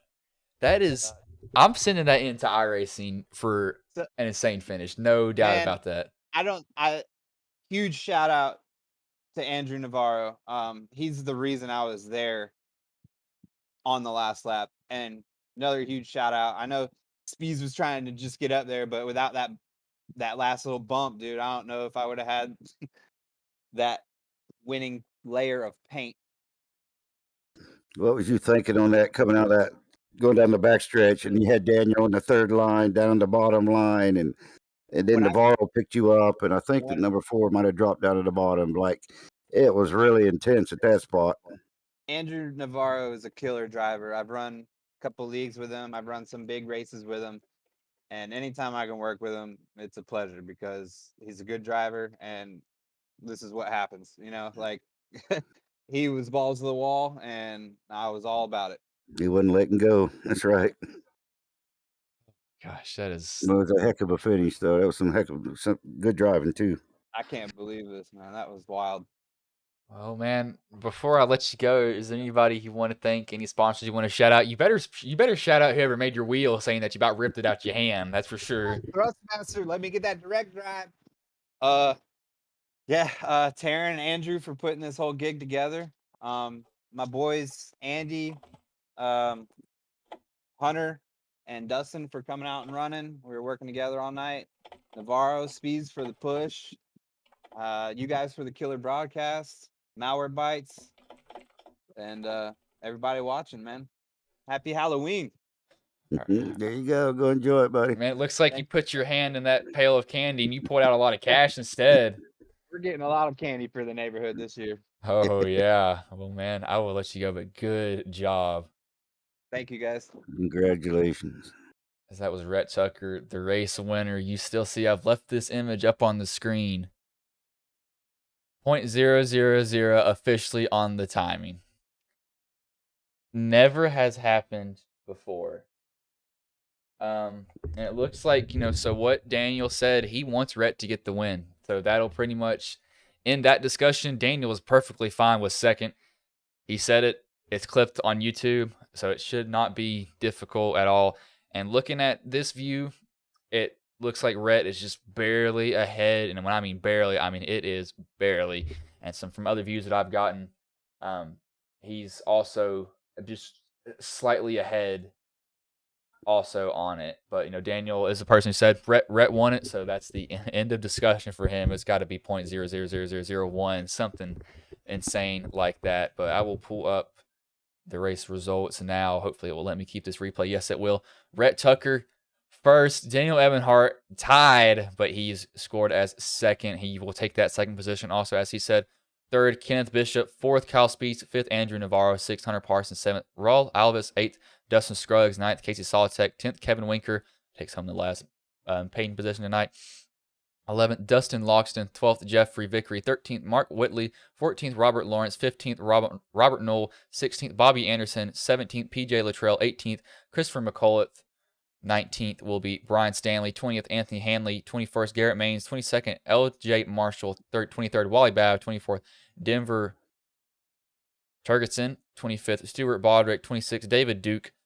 27th, Jonathan Smith. 28th, Andrew Mongroli. Oh, didn't mean to hide that. 29th, Daryl Young. 30th, Jeremy Stanley. 31st, Andrew Mraz. 32nd, David McGuire. 33rd, Daniel Jones. Dylan Jones. 34th, Austin Green. 35th, Alan Hunter. 36th, Ambrose Knebel. 37th, Jason McCoon. 38th, Gerald Nutney. 39th, Autumn Koger. 40th will be Matthew Karakoffey. 41st, Kerry Whitaker. 42nd, Brock Hendricks. And 43rd was Ron Morris Jr. Absolutely insane finish tonight. That I've never saw that happen. I'm definitely gonna send that in for sure. Yeah, they need to show that one. Oh yeah, I'm definitely clipping that and sending that into iRacing. There is no ifs, ands, or buts about that. But Eddie, how did the race go from your point of view? I thought it was a pretty clean race. I mean, there was a couple of cautions that probably could have been avoided, but all in all, people were driving, with a lot of respect, and it was a long race compared to what we normally run, money wise kind of thing. So no, I thought it was a really good racing, and it finished just like it should have. That's definitely the finish made it. The finish made it worthwhile. If y'all are not pumped up about that, that was definitely a finish to be seen. But if y'all are still watching, if you're watching this on replay, if you don't mind throwing in a subscription to Ghost Racing Network, that will definitely help us grow on YouTube, trying to grow the channel as much as possible. I hope we can get more finishes like this, but definitely a absolutely insane race tonight. If you are watching this on Roku TV, hopefully this is going to be a good replay. I'm definitely sending this into iRacing. No way I am not. But I'm going to roll this final ad, and I will let you all go for the night.